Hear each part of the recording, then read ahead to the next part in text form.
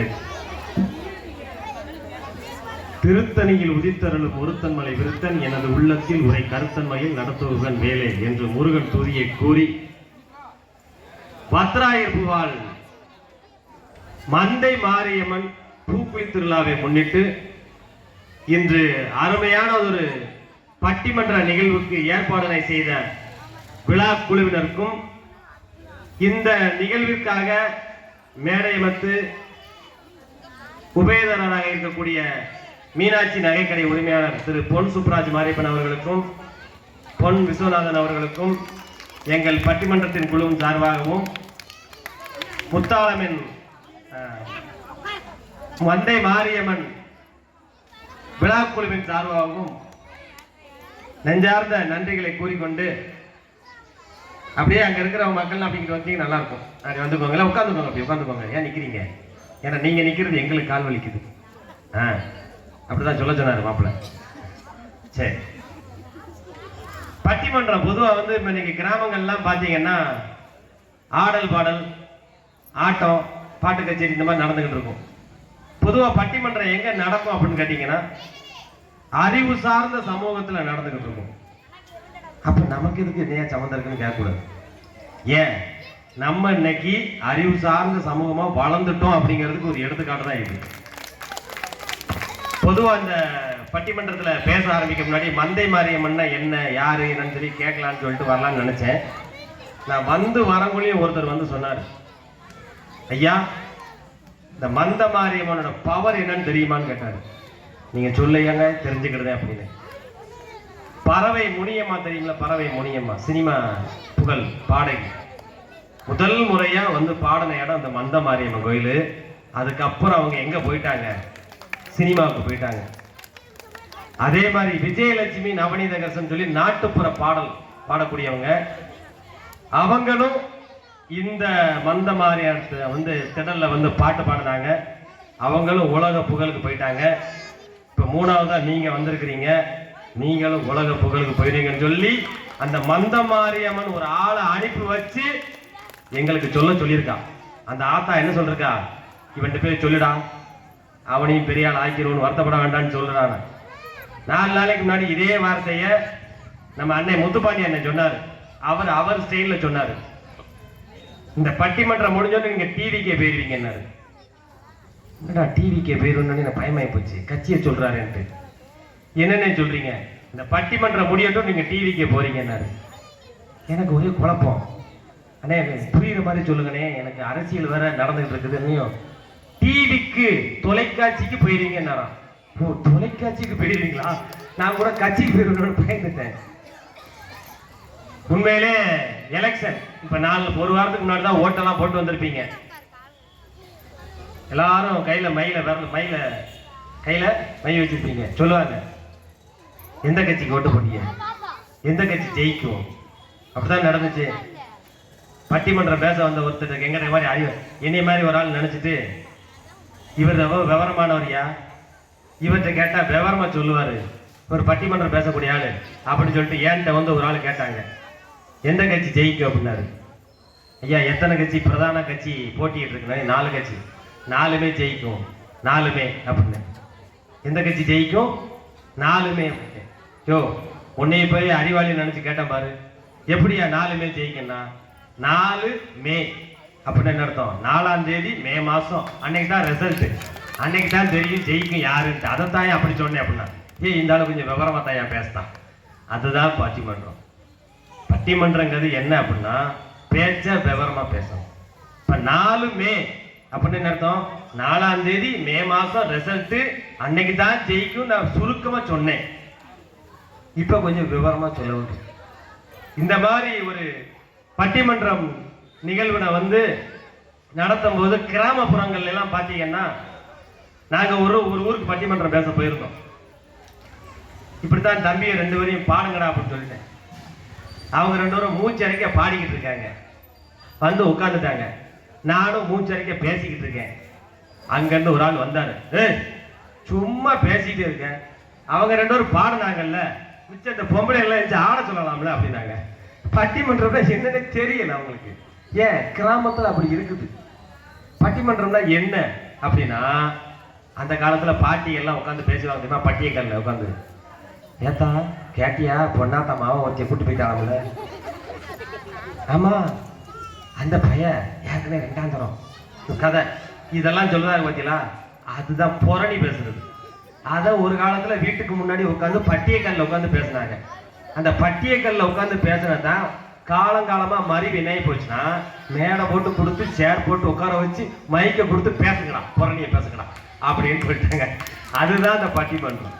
ஆனா என்ன அப்படின்னா, இந்த காலத்துக்கு தக்கன நம்மளுடைய அறிவு வளர்ச்சியையும் வளர்த்துக்கிடணும், நம்மளுடைய மக்களோட பண்பாட்டை அடுத்த லெவலுக்கு கொண்டு போகணும், கலாச்சாரத்தை அடுத்த தலைமுறையினருக்கு கடத்தணும் அப்படிங்கிற ஒரே காரணத்துக்காண்டி, அந்த உயர்ந்த நோக்கத்துக்காண்டி தான் உருவாக்கப்பட்டதுதான் பட்டிமன்றம். பாட்டிகள் பேசிக்கிட்டு இருந்த வார்த்தையே பாட்டி மன்றம் இருந்ததை இப்ப பட்டி மன்றம்னு மாத்திட்டாங்க.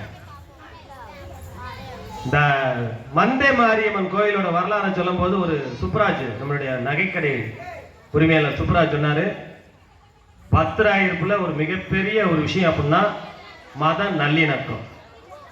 இந்த மந்தை மாரியம்மன் கோயில் வரலாறு சொல்லும் சொன்னது, அனைத்து சமுதாய மக்களும், உண்மையிலே அனைத்து சமுதாய மக்களும் சேர்ந்து கொண்டாடக்கூடிய ஒரு இது. மேலப்பாளையத்தை சேர்ந்த மக்கள் இந்த கோயிலை கொண்டாடினாலும் எல்லா சமுதாயமும் சேர்ந்து இந்த கோயிலுக்கு வந்து வருகை தந்து கொண்டாடிக்கிட்டு இருப்பாங்க அப்படின்னாங்க. இப்ப இந்த மேலப்பாளையத்துக்கும் இந்த மேல தெரு ஒன்று இருக்குது. மேல தெருவுக்கு என்ன வித்தியாசம்? எல்லாருக்கும் ஒரு சொல்லும், மேலப்பாளையத்துக்கும் மேல தெருவுக்கும் என்னன்னா ரெண்டுலையுமே மேல மேலன்னு வந்துருக்கு. மேல அப்படின்னு என்ன அர்த்தம்? எல்லாம் மேல டாப்ல இருக்குன்னு அர்த்தம், உயர்ந்தன்னு அர்த்தம். பாருங்க, இந்த மேலப்பாளைய மக்களும் மேல தெரு மக்களும் உயர்ந்த இடத்துல இருக்காங்க, உயர்ந்த சிந்தனையில் இருக்காங்க. ஏன்? அங்க சந்தன மாரியம்மன் ஒரு மாரியாத்தா இருப்பா. அந்த கோயிலுக்கு நம்ம மேலப்பாளைய மக்கள்லாம் அங்க போய் கொண்டாடுவாங்க.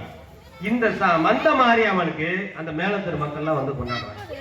இதுதாங்க ஒரு சமூக நல்லிணக்கம். உண்மையிலே வத்தனாயிருப்பு மக்கள் மாதிரி வேற யாராலும் இந்த மாதிரி ஒரு சமூக நல்லிணத்தை கொண்டாட முடியாது. முத்தாளம்மன் திருக்கோவில் அனைத்து மதம் ஜாதி எல்லா தெருமக்கள் என்று எல்லாரும் சேர்ந்து கொண்டாடக்கூடிய முத்தாளம்மன் திருவிழாவை போன்று அதே ஊர்ல குடியிருக்கக்கூடிய இந்த மந்தை மாரியம்மனும் ஜாதி மதம் பார்க்காம அனைத்து சமுதாயத்தையும் ஒன்றிணைத்து மந்தை மாரியம்மனாக இன்று இந்த கிராமத்தை வழிநடத்தி கொண்டிருக்கிறார். ஒரு 15 ஆண்டுகளுக்கு முன்னாடி பாத்தீங்கன்னா மந்த மாரியம்மன் இருந்த இடம் வந்து இத்தனை கோடி ஒரு சின்ன செட்டுக்குள்ள இருந்து. இன்னைக்கு மந்த மாரியம்மன் வளர்ச்சியை பாத்தீங்கன்னா எப்படி அப்படின்னா, அதுக்கு காரணம் என்னன்னா, மந்த மாரியாத்தா இங்க இருக்க மக்களுக்கு நிறைவை கொடுத்திருக்கிறார். 28வது ஆண்டு பூக்குழி திருவிழான்னு சொல்லாங்க. நான் காலையில தச்சியில தம்பி சொன்னான், எத்தனை பேர் பூ இறங்குறாங்க. அன்னைக்கு முந்தா நாள் நிலைமைக்கு 600 பேர் பூ இறங்குறாங்களாம். உண்மையிலே ஸ்ரீவில்லிபுத்தூர் மாரியம்மன் கோயிலோட வரலாறு மாதிரி நம்ம வத்தராயிருப்புல இருக்க மந்த மாரியம்மன் வரலாறு இந்த 1000 தொடறதுக்கு ரொம்ப நாள் இல்லை. அநேகமா இன்னும் 2-3 நாள்ல காப்பு கட்டி தொட்டாலும் தொட்டுருவாங்க. ஏன்? அத்தனை பேர் வேண்டுதலும் பழிச்சிருக்கு. எதனால? மந்த மாரியம்மன்ட்ட வேண்டுனதுனால அவன் நினைச்சதை கொடுத்துருக்கான். இந்த மந்த மாரியம்மன்ங்கிறது எப்படி வந்திருக்கும்? மந்தைனா என்ன? ஒரு காலத்து மாடுகள் போய் கட்டிக்கூடிய இடம் தான் மந்தை.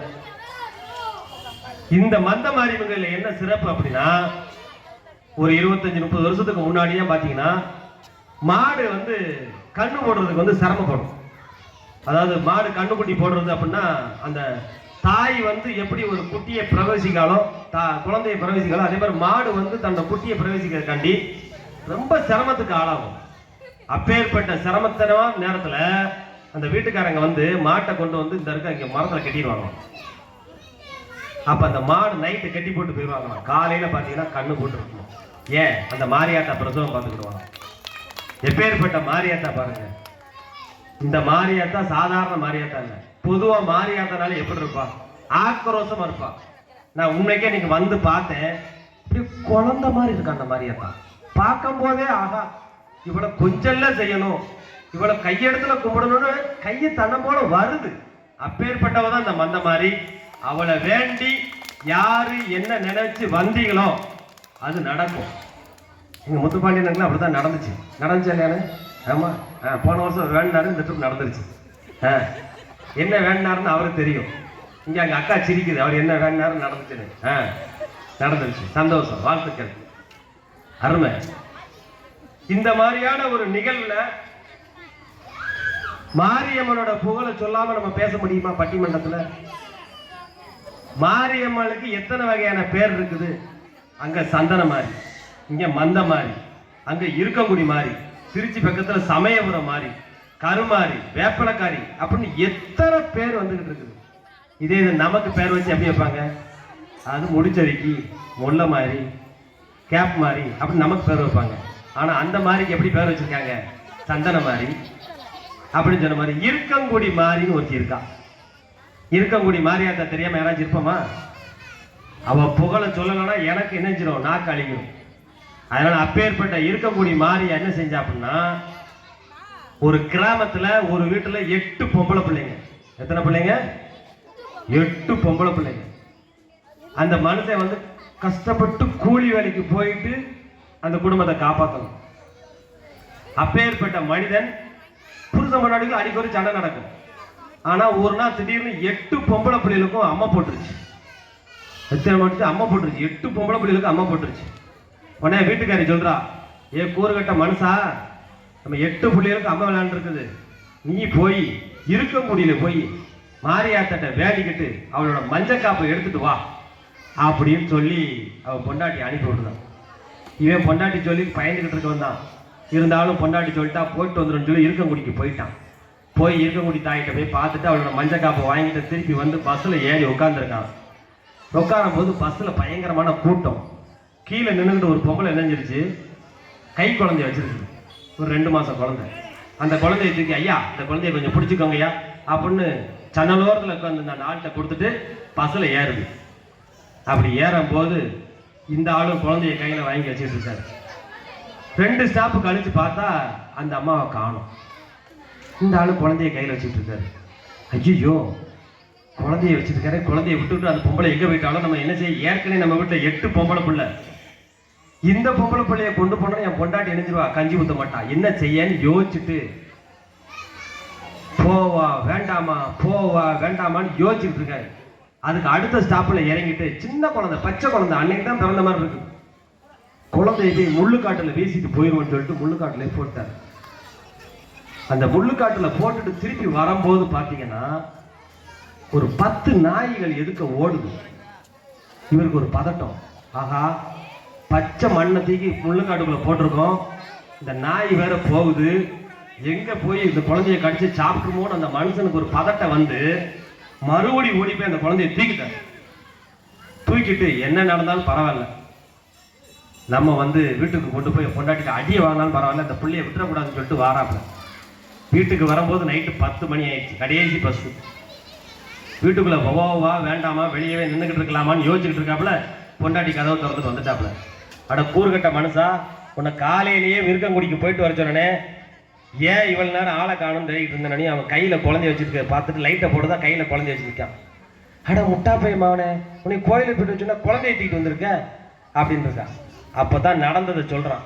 அம்மா அந்த மாதிரி பஸ்ல வந்தேன், வரும்போது ஒரு குழந்தைய ஒரு பொம்பளை கையில கொடுத்துட்டு போயிருச்சு, திருப்பி போய் முள்ளுக்காட்டுக்குள்ள இந்த குழந்தைய போட்டலான்னு சொல்லிட்டு போனேன், நாய்கள்லாம் ஓடி போய் அந்த குழந்தைகளை கடிச்சு கொண்டுருமோன்னு எனக்கு ஒரு பயம், எனக்கு அந்த மனசாட்சி கேட்டுக்கிடல, அதனால அந்த குழந்தைய தூக்கிட்டு திருப்பி வந்துட்டேன். நானியும் அடாடாடாடா, அந்த மாரியாத்தாலே இந்த குழந்தைய வந்திருக்கையா, 8 குழந்தை என்னையா, 9வது நம்ம இந்த மாரியாத்தால வளர்ப்பையா, வாயா பாத்துக்கிடுவோம் அப்படின்னு தைரியம் கூட்டி வளர்த்தா பாரு.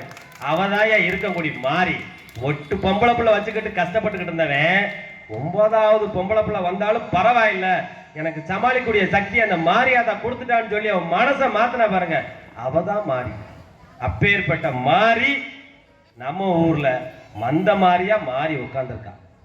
இவட்டையும் யாராச்சும் கேட்டாங்கன்னா, நான் வரும்போதே பார்த்தேன் ஊஞ்சல் ஆட்டிக்கிட்டு இருந்தாங்க. என்னப்பா கல்யாணம் முடிக்காதவங்க இந்த மாரியாத்தாலாத்தான் குழந்தை பிறக்கும்ட்டாங்க. நான் தெரியாதனமா ஆட்டிட்டேன், ஏற்கனவே கல்யாணம் முடிஞ்சிருச்சு. ஐயோ இன்னொரு கல்யாணம் முடிச்சுன்னு பயம். ஏன் ஒரு தடவை கல்யாணம் முடிச்சதுக்கு சீரழியுது, இது இன்னொரு கல்யாணம் வேறையா, இதுல வேற குழந்தை வேற பிறக்கும்ட்டாங்க. ஏற்கனவே 2 குழந்தை இருக்கு, பொண்டாட்டியோட சேர்த்து 3 குழந்தை. என் பொண்டாட்டி முத குழந்தை, அதுக்கடுத்து 2 குழந்தை. இந்த 4வது தொட்டில் ஆட்டிட்டு இன்னும் 2 குழந்தை வந்துச்சுன்னா எங்கே சமாளிக்கன்ட்டு பயந்துக்கிட்டு இருந்தேன். வந்த மாதிரியாத்தான்னு சொல்லிட்டான், நீ ஒன்றும் பயப்படாத, வா உனக்கு நல்ல யோகத்தை தாரேன்னு சொல்லி ஐயா உட்காந்துருந்தார். ஒருத்தர் வந்து சொன்னார் யோகத்தை தாரேன்னு சொல்லி. அப்பேற்பட்ட அந்த மந்த மாறி தாய் நல்ல அருளை கொடுப்பா அப்படிங்கிறதுக்கு சாட்சியா சொன்னோம் இல்லையா. பரவ முனியமாவும் நவநீத கிருஷ்ணன், விஜயலட்சுமி நவநீத கிருஷ்ணன் இந்த மேடையில் வந்து பாடி அவங்க உலக புகழ் பெற்றாங்கன்னு சொன்னோம் இல்லையா. அப்புறம் சொல்லி முடிச்ச நேரம் நான் அந்த பட்டிமன்றத்துக்காண்டி காரை விட்டு இறங்கி அங்கே நிற்கிறேன். நெடுங்குளத்துலேருந்து ஒரு 2 பேர் வந்தாங்க. நாளை கழிச்சு எங்கள் ஊரில் பொங்கல் சாத்துறாங்க. இந்த பொங்கலில் உங்கள் பட்டிமன்றத்தை போட்டுருவோம். வந்த மாதிரி காலத்தான் வச்சிருக்கிறேன். அவன் சன்னதியில் காலை வச்சு அடுத்த நிமிஷம் எப்படி கூப்பிட்றா பாருங்க. டேய் வாடா, என்கிட்ட பேசிட்டீல, இன்னும் நீ ஊரா நீ போக வேண்டாம், ஊருக்காரன் உன்னை தேடி வருவான், அவன் பட்டிமன்றத்தை புக் பண்ணிவிடா போ அப்படின்னு ஒரு அருளை கொடுத்துட்டா பாருங்க. எனக்கு என்னன்னா இப்போ மந்த மாதிரியாட்டா என்னத்தை வேண்டுதுன்னு எனக்கு தெரியல. ஆனால் ஒரு வேண்டுதல் வச்சுட்டு வந்துட்டேன். என்ன வேண்டுதல் தெரியுமா? நான் ஒருவேளை உன் ஆசீர்வாதத்தில் டிவிக்கே போனாலும் சரி, டிவிக்கே அதாவது தொலைக்காட்சிக்கு, தப்பா நினச்சிக்க வேண்டாம், தொலைக்காட்சிக்கே போனாலும் வெளிநாடே போனாலும் ஒவ்வொரு வருஷமும் உன் பூக்குழிக்கு நான் வந்து பேசணும். அந்த வாக்கியத்தை மட்டும் எனக்கு கொடுத்தாயே அப்படின்னு கேட்டுட்டு வந்திருக்கேன். அவளும் போயிட்டு வா மகனேன்னு ஆசீர்வாதம் கொடுத்துருக்கான். உண்மையிலே அடுத்து வெள்ளிக்கிழமை மாத்தூரில் பட்டிமன்றத்தை கொடுத்துருக்கா, வாய்ப்பை கொடுத்துருக்குறான். இதே மாதம் 20ஆம் தேதி 30ஆம் தேதி நம்ம எந்த மாரியப்பா அத்திராயிருப்பு மாரியம்மன், அந்த வடக்கு தெரு மாரியம்மன், அந்த கோயில் ஒரு பட்டிமன்றத்துக்கு வாய்ப்பை கொடுத்துருக்குறான். எல்லாமே இந்த முத்தாளம்மனும் மாரியம்மனும் கொடுத்த ஒரு வரப்பிரசாதமாக எங்களுக்கு கருதி இந்த பட்டிமன்ற நிகழ்வு ஆரம்பிக்கலாம். சரி, பட்டிமன்றம்னா என்னையா இப்படி உட்காந்து பேசிட்டே தான் இருப்பீங்களா? ஆமா, என்ன பேசணும் அப்படிங்கிறத கேட்கணும்ல. ஒருத்தர் என்ன செஞ்சிருக்கான், சாகிறதுக்காண்டி ரயில் தண்டவாளத்தை தலை வச்சு படுத்திருக்கான். என்ன செஞ்சிருக்கான், சாகிறதுக்காண்டி ரயில்ல தண்டவாளத்தை வச்சு படுத்திருக்கான். இவன் நேரம் அன்னைக்கு ரயில் வரல, 6 மணிக்கு வர வேண்டிய ரயில் வரல. மறுபடியும் 7 மணிக்கு போய் மறுபடியும் உட்காந்துருக்கான். இந்த 7 மணி ரயிலாச்சும் வந்துட்டு செத்துறணுன்ட்டு 7 மணி ரயிலும் வரல. ரயில்வே ஸ்டேஷன்ல கேட்டிருக்கான், ஏயா எப்பதான் ரயில் வரும்? கடைசி ரயில் 9:30 மணி. இன்னைக்கு என்னாலும் சரி இந்த 9:30 ரயிலையாச்சும் செத்துறணும்னு நினைச்சிட்டு போய் உட்காந்துருக்கான். ஆனா 9:30 மணிக்கு முன்னாடி ரயில் சத்தம் கேட்கறதுக்கு முன்னாடி பக்கத்து ஊர்ல இருந்து ஒரு மைக்ல ஒரு சத்தம் கேட்டிருக்கு. அந்த படுத்து கிடந்தான் பாருங்க தண்டவாளத்துல, அந்த சத்தத்தை கேட்டுட்டு என்னதான் பேசுறாங்கன்னு சொல்லிட்டு போவோமே அப்படின்னு சொல்லி எந்திரிச்சு போறான். அங்க பட்டிமன்றம் பேசிக்கிட்டு இருக்காங்க. கிட்டத்தட்ட 9:30 மணிக்கு பட்டிமன்றம் பேச ஆரம்பிச்சாங்க. மத்தியானம் நைட்டு 12-1 மணி வரைக்கும் பட்டிமன்றம் பேசியிருக்காங்க. இவனு அங்க உட்காந்து கேட்டுட்டான். அதுக்கடுத்து தீர்க்கமா ஒரு முடிவை சொன்னான். தற்கொலை பண்ணலாம்னு நினைச்சு போனேன், இனி தற்கொலைவே பண்ண மாட்டேன், உங்க பேச்சை நீ சுண்டி இழுத்துருச்சு அப்படின்னோனையும் அந்த நடுவருக்கு அப்படியே ஆஹா என்ன ஒரு அற்புதம் நம்ம பேசி அப்படின்னோனையும். அதுக்கு அவன் சொன்னான், நீ பேசி ஒன்று என் உயிரை காப்பாத்தல, இவ்வளவு கேவலமா பேசுற நீயே உயிரோடு இருக்கும் போது நான் ஏன் சாகணும்? இதுக்கு 8 பேரை கூட்டு வந்துட்டு அவங்களையும் பேச வச்சு கீழே இத்தனை பேர் கேட்டு அவங்கெல்லாம் உயிரோடு இருக்கும் போது நான் எதுக்கையா சாவணும்? என் மனசை மாத்தின குலதெய்வமே நீதான் போ அப்படின்னோடையும். உண்மையிலே பட்டிமன்றம் எப்படி ஒரு நிகழ்வு தாக்கத்தை ஏற்படுத்திருப்பாருங்க. நல்லதோ கெட்டதோ ஒரு மனுஷனை காப்பாத்திருக்கு. அந்த மாதிரி நோக்கத்துல இன்னைக்கு யாராச்சும் தற்கொலை பண்றேன்னு நினைச்சது இருந்தீங்கன்னா இவங்க 6 பேர் பேச்ச கட்ட அந்த முடிவை மாத்திருங்க, இவங்க மாத்தி விட்டுருவாங்க அப்படிங்கிற நினைப்போட அருமையான ஒரு தலைப்பு. இன்னைக்கு பட்டிமன்றத்துக்கு கொடுக்கக்கூடிய தலைப்பு என்ன அப்படின்னு கேட்டீங்கன்னா, நம் வாழ்வில் நிலைத்த நிம்மதி. அதான் முக்கியம். வாழ்வில் சந்தோஷம் அப்படிலாம் கேட்கல, வாழ்க்கையில் நிலைத்த நிம்மதி தருவது குடும்பமா கோவிலம். இதுல என்ன ஒரு விஷயம்னா, எனக்கு ஒரு பயம், ஏதாச்சும் ஒரு சைடு தான் தீர்ப்பு சொல்லணும். கோவில் சொல்லணும்னா குடும்பத்துக்கு போக முடியாது, குடும்பம் சொல்லணும்னா கோயிலுக்கு வர முடியாது. ஏன், நான் குடும்பத்தோட வர வந்திருக்கேன் பட்டிமன்றத்துக்கு, என் பொண்டாட்டியும் கூட்டு வந்துட்டேன்.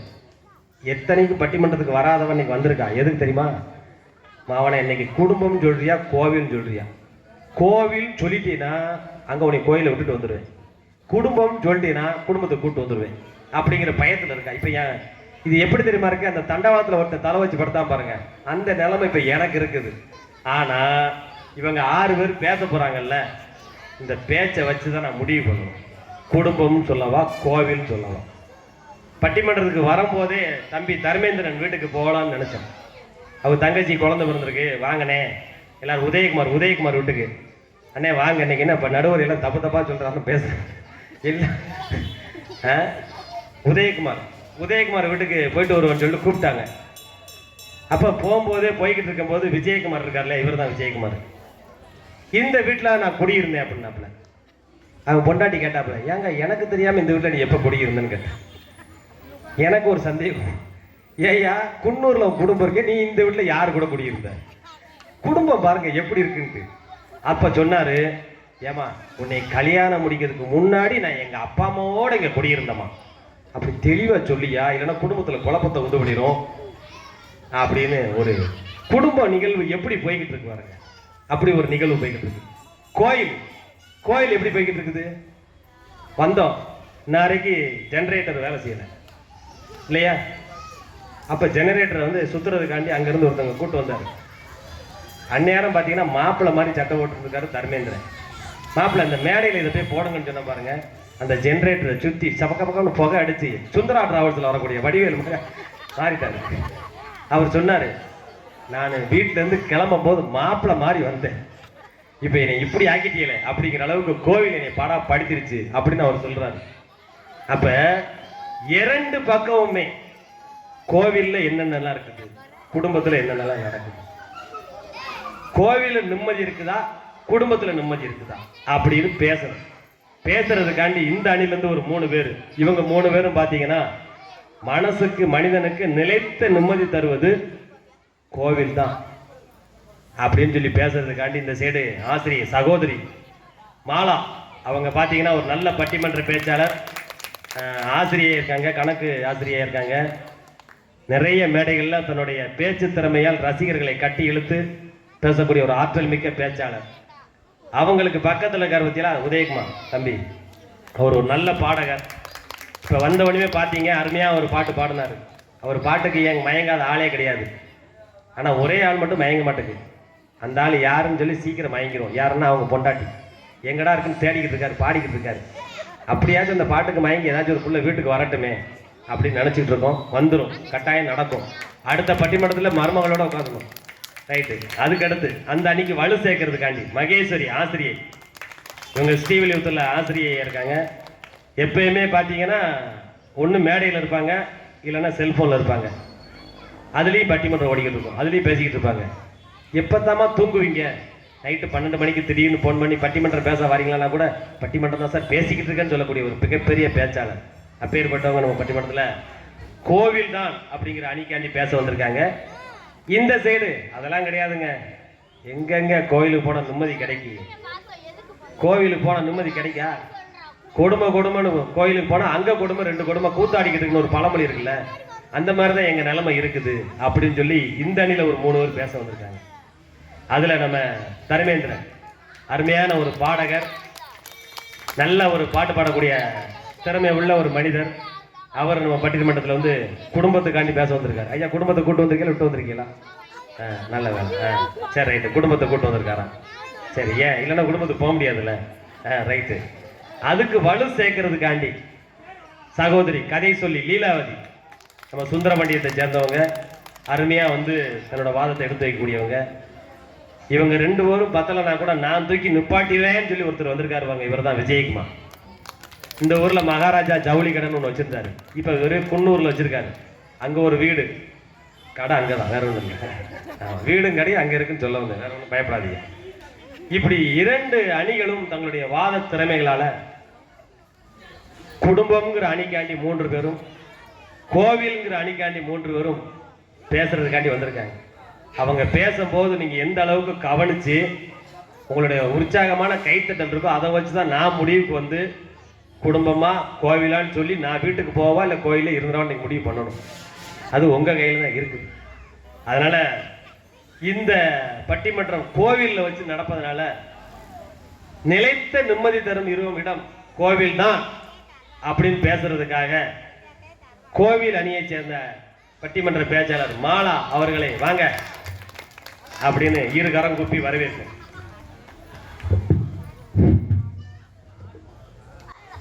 மந்தை மாரியம்மன் திருவிழாவிற்கு வருகை புரிந்துள்ள வத்திராயிருப்பு மக்களை உங்கள் அனைவரையும் வணங்கி வரவேற்கின்றேன்.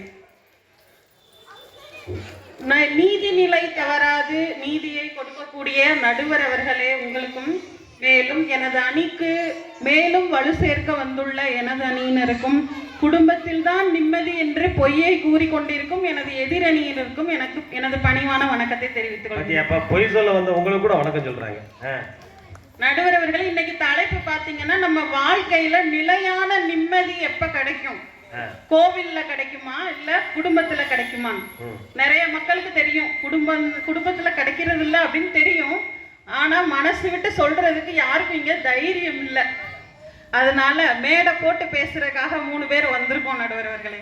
வாங்கம்மா பேசுங்க. ஆமா, பிள்ளையார் சுழி போட்டு செயலதுவும் தொடங்கு, பிள்ளையார் சுழி போட்டு செயலதுவும் தொடங்கு, அதன் துணையாலை சுகம் கூடும் தொடர்ந்து, அதன் துணையாலை சுகம் கூடும் தொடர்ந்து.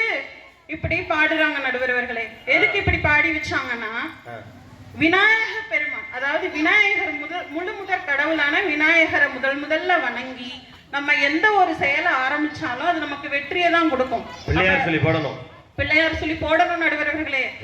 ஏன், ஒரு பத்திரிகையை எடுத்துக்கோங்க, திருமணம் நல்லபடியா நடக்கணும், வாழ்க்கையில நிலையான நிம்மதி கிடைக்கணும், அந்த பத்திரிகையில கூட முதல்ல பிள்ளையார் சொல்லியை தானே போடுறாங்க. மந்தை மாரியம்மன் துணை, காளியம்மன் துணை, சந்தன மாரியம்மன் துணை, அப்படித்தானே போடுறாங்க நடுவர்களே. எங்கேயாச்சும் மச்சினிச்சி துணை, மச்சான் துணைன்னு போடுறாங்களா? என்னைக்காச்சும் பட்டிமன்றத்துல போட்டிருக்கீங்களா? உங்க பத்திரிகையில போட்டீங்களா? உங்க கல்யாண பத்திரிகையில மச்சினிச்சி துணை, கொழுந்தன் துணை, கொழுந்தியா துணை அப்படின்னு இதுக்கு போட்டிருக்கீங்களா? பிள்ளையார் துணை தான் ஏன் போடுவாங்க? அப்படியெல்லாம் போட்டிருந்தாங்கன்னா நிலையான நிம்மதி இன்னைக்கு கிடைச்சிருக்குமா நடுவர்களே? ஆமா நடுவர்களே, இன்னைக்கு காலகட்டத்துல ஆண்களோட வாழ்க்கை எப்படி இருக்குன்னு பாத்தீங்கன்னா, காலையில நடையில தொடங்கி மாலையில வடையில முடியுது நடுவர்களே. ஓ, காலையில நடையில தொடங்கி மாலையில வடையில முடியுது. ஆமா, என்ன டைமிங்? அதே மாதிரி பெண்களை எடுத்துக்கிட்டீங்கன்னா, காலையில ஒரு பால் பாக்கெட்ல தொடங்கி மாலையில ஒரு மாவு பாக்கெட்ல முடியுது. காலையில டீ போடுறதுக்காண்டி பால் பாக்கெட்டை வாங்கிட்டு சாயங்காலம் தோசை போடுறதுக்காண்டி மாவு பாக்கெட்ல முடிக்காங்க. அப்படி இன்னைக்கு அன்றாட வாழ்க்கைக்குள்ள எல்லாரும் தங்களோட மகிழ்ச்சியை மறந்து வேலை பழு அப்படின்னு சொல்லி ஒரு மன அழுத்தத்துல இன்னைக்கு வாழ்ந்துகிட்டு இருக்கோம் நடுவர்களே. இதுக்கெல்லாம் நிலையான நிம்மதி நம்மளுக்கு எங்க கிடைக்குது அப்படின்னு பாத்தீங்கன்னா, கோயில்ல வந்து ஒரு 5 நிமிடமாவது, ஒரு அரை மணி நேரமாவது வந்து அமர்ந்தால் தானே நம்மளுக்கு நிம்மதி கிடைக்குது. அதானே, ஒரு அரை மணி நேரம் கோயிலே உட்காந்துட்டு வரலான்னு எதுக்கு அங்க இருந்து இங்க வாரோம்? பொண்டாட்டி தொழிலை தாங்க முடியாது, புருஷன் தொந்தரவு தாங்க முடியாதுன்னு சொல்லி போ வீட்டுல நீ கேட, நான் கோயிலுக்கு போயிட்டு வந்துட்டு நிம்மதி வாங்கிட்டு போறோம். நடுவர்களே, ஆளானப்பட்ட கடவுள் பாருங்க, முருகனுக்கும் பிள்ளையாருக்கும் பாத்தீங்கன்னா குடும்பத்துல சண்டை வந்துச்சு பாத்தீங்களா, ஒரே ஒரு கனிக்காக. ஆமா, ஒரே ஒரு பழம், ஞானப்பழம் சொல்லிட்டு அப்படி சண்டை போட்டுக்கிட்டு இருந்தாங்க நடுவர்களே. அதுக்காக தான் சிவன் நினைச்சாரோ என்னமோ, சிவராத்திரின்னு ஒரு திருவிழாவை உருவாக்கி எல்லாரும் அங்காளி பங்காளி எல்லாம் ஒண்ணு சேர்ந்து கும்பிடுங்கடான்னு விட்டுட்டு போயிருக்காரு போல நடுவர்களே. குலதெய்வ வழிபாடு. ஆமா, எல்லாம் மீசையை முறுக்கிக்கிட்டு நீ என்கிட்ட பேசுவியா நான் உன்கிட்ட பேசுவியா அப்படின்னு வாழ்ற காலத்துல அந்த சிவராத்திரி அன்னைக்கு பாத்தீங்கன்னா எல்லாரும் வரியை கட்டி தான் கொடுத்த வரியில கொடுத்த அந்த காசை வச்சு எல்லாரும் ஒரு ஒன்னா சமைச்சு சாப்பிடுறாங்க பாத்தீங்களா? அதுல கோவில்ல தானங்க கிடைக்குது, எங்க குடும்பத்துல கிடைக்குது சொல்லுங்க. இதுல இவங்க வந்து இந்த எதிரணியினர் வந்து ஒரு பிரசாதத்தை வாங்கி சாப்பிடுறத கூட ஒரு கேவலமா நினைக்கிறாங்க நடுவர்களே. ஆனா அப்படி சொல்லிக்கிட்டு இருக்கீங்க. நேத்து பொங்கச்சோறு போடும்போது தரமேந்திரனா மொதல சட்டியை பிடிக்கிட்டு இருந்தாப்புல. ஆமா நடுவர்களே, இதை வந்து என்ன பேர் சொல்லி கூப்பிடுறாங்க, உண்டை கட்டி வாங்கி திங்கிற குடும்பம் தானே உங்க குடும்பம் அப்படின்னு வேற சொல்லிக்கிறாங்க நடுவர்களே. சொல்லிக்கிட்டுதாங்க, ஆனா வாங்கி முதல்ல தின்னுக்கிடும் செய்யறாங்க. இந்த சூரிய வம்சம் படத்துல வர்ற மாதிரி இட்லி உப்புமாவை சாப்பிடும் போது கொடுப்பாரு, ஆனா அந்த அம்மா வாங்கி சாப்பிடாது. சாப்பிடாம நைட்டு நேரம் யாருக்கும் தெரியாம அந்த இட்லி உப்புமா டிஃபன் பாக்ஸ் திறந்து சாப்பிடும் போது விக்கல் வந்துடும். அப்ப அவர் வந்து சொல்லுவார், நாங்க உண்டை கட்டி சாப்பிட்டாலும் பகிரங்கமா சாப்பிடுற குடும்பம் எங்க குடும்பம், மரவள்ளி கிழங்க திருடி திங்கிற குடும்பம் தானே உங்க குடும்பம்னு சொல்லுவாரு நடுவர்களே. அப்ப இந்த 3 திருட்டு குடும்பம். நடுவர்களே, இன்னைக்கு காலகட்டத்துல ஒரு செய்தித்தாள்ல நான் பார்த்தேன், நீங்க கூட ஸ்டேட்டஸ்ல போட்டிருந்தீங்க நடுவர்களே வாட்ஸ்அப்ல. என்னன்னு பாத்தீங்கன்னா, தோசை ஊத்தி மனைவி வந்து கணவருக்கு கொடுத்துருக்காங்க. அப்ப அந்த தோசை நல்லா இருக்கான்னு மனைவி கேட்டிருக்காங்க. அதுக்கு கணவர் வந்து சொல்லியிருக்கிறாரு, ஏதோ பரவாயில்லாம இருக்குமான்னு சொல்லிருக்காங்க. உடனே ஆன் தி ஸ்பாட்ல அந்த அம்மா கணவரோட நாக்க கடிச்சுட்டு துப்பிடுச்சு நடுவர் அவர்களே. நான் தோசை கட்டதுக்கு நாக்கு கடிச்சு துப்பிருச்சு. ஆமா, இது உண்மை சம்பவம். உத்தரப்பிரதேசத்துல நடந்திருக்கு நடுவர் அவர்களே. இது தெரியாம 4 தோசை கூட என் பொண்டாட்டி கேட்டனே, நாளைக்கு என் நாக்கு இருக்குமா எனக்கு தெரியலையே. இதுல வேற வெரைட்டியா நீங்க கேக்குறீங்கன்னு சொன்னாங்க. ஆனியன் தோசை, ரவா தோசைன்னு. இனிமே தோசையே கேட்க மாட்டோமா? அதனால அந்த நாக்க கூட ஒட்ட வைக்கவே முடியாம கஷ்டப்பட்டாங்க. இந்த மாதிரிதான் இன்னைக்கு குடும்பங்கள்லாம் போயிட்டு இருக்க நடுவர்களே. இதுல இவங்க வந்து நிலைத்த நிம்மதி எங்க குடும்பத்துல மட்டும்தான் இருக்குன்னு சொல்றாங்க. ஏய், நாக்க கடிக்கிற அளவுக்கு வச்சுக்கிட்டு நிலைத்த நிம்மதியை தரீங்க.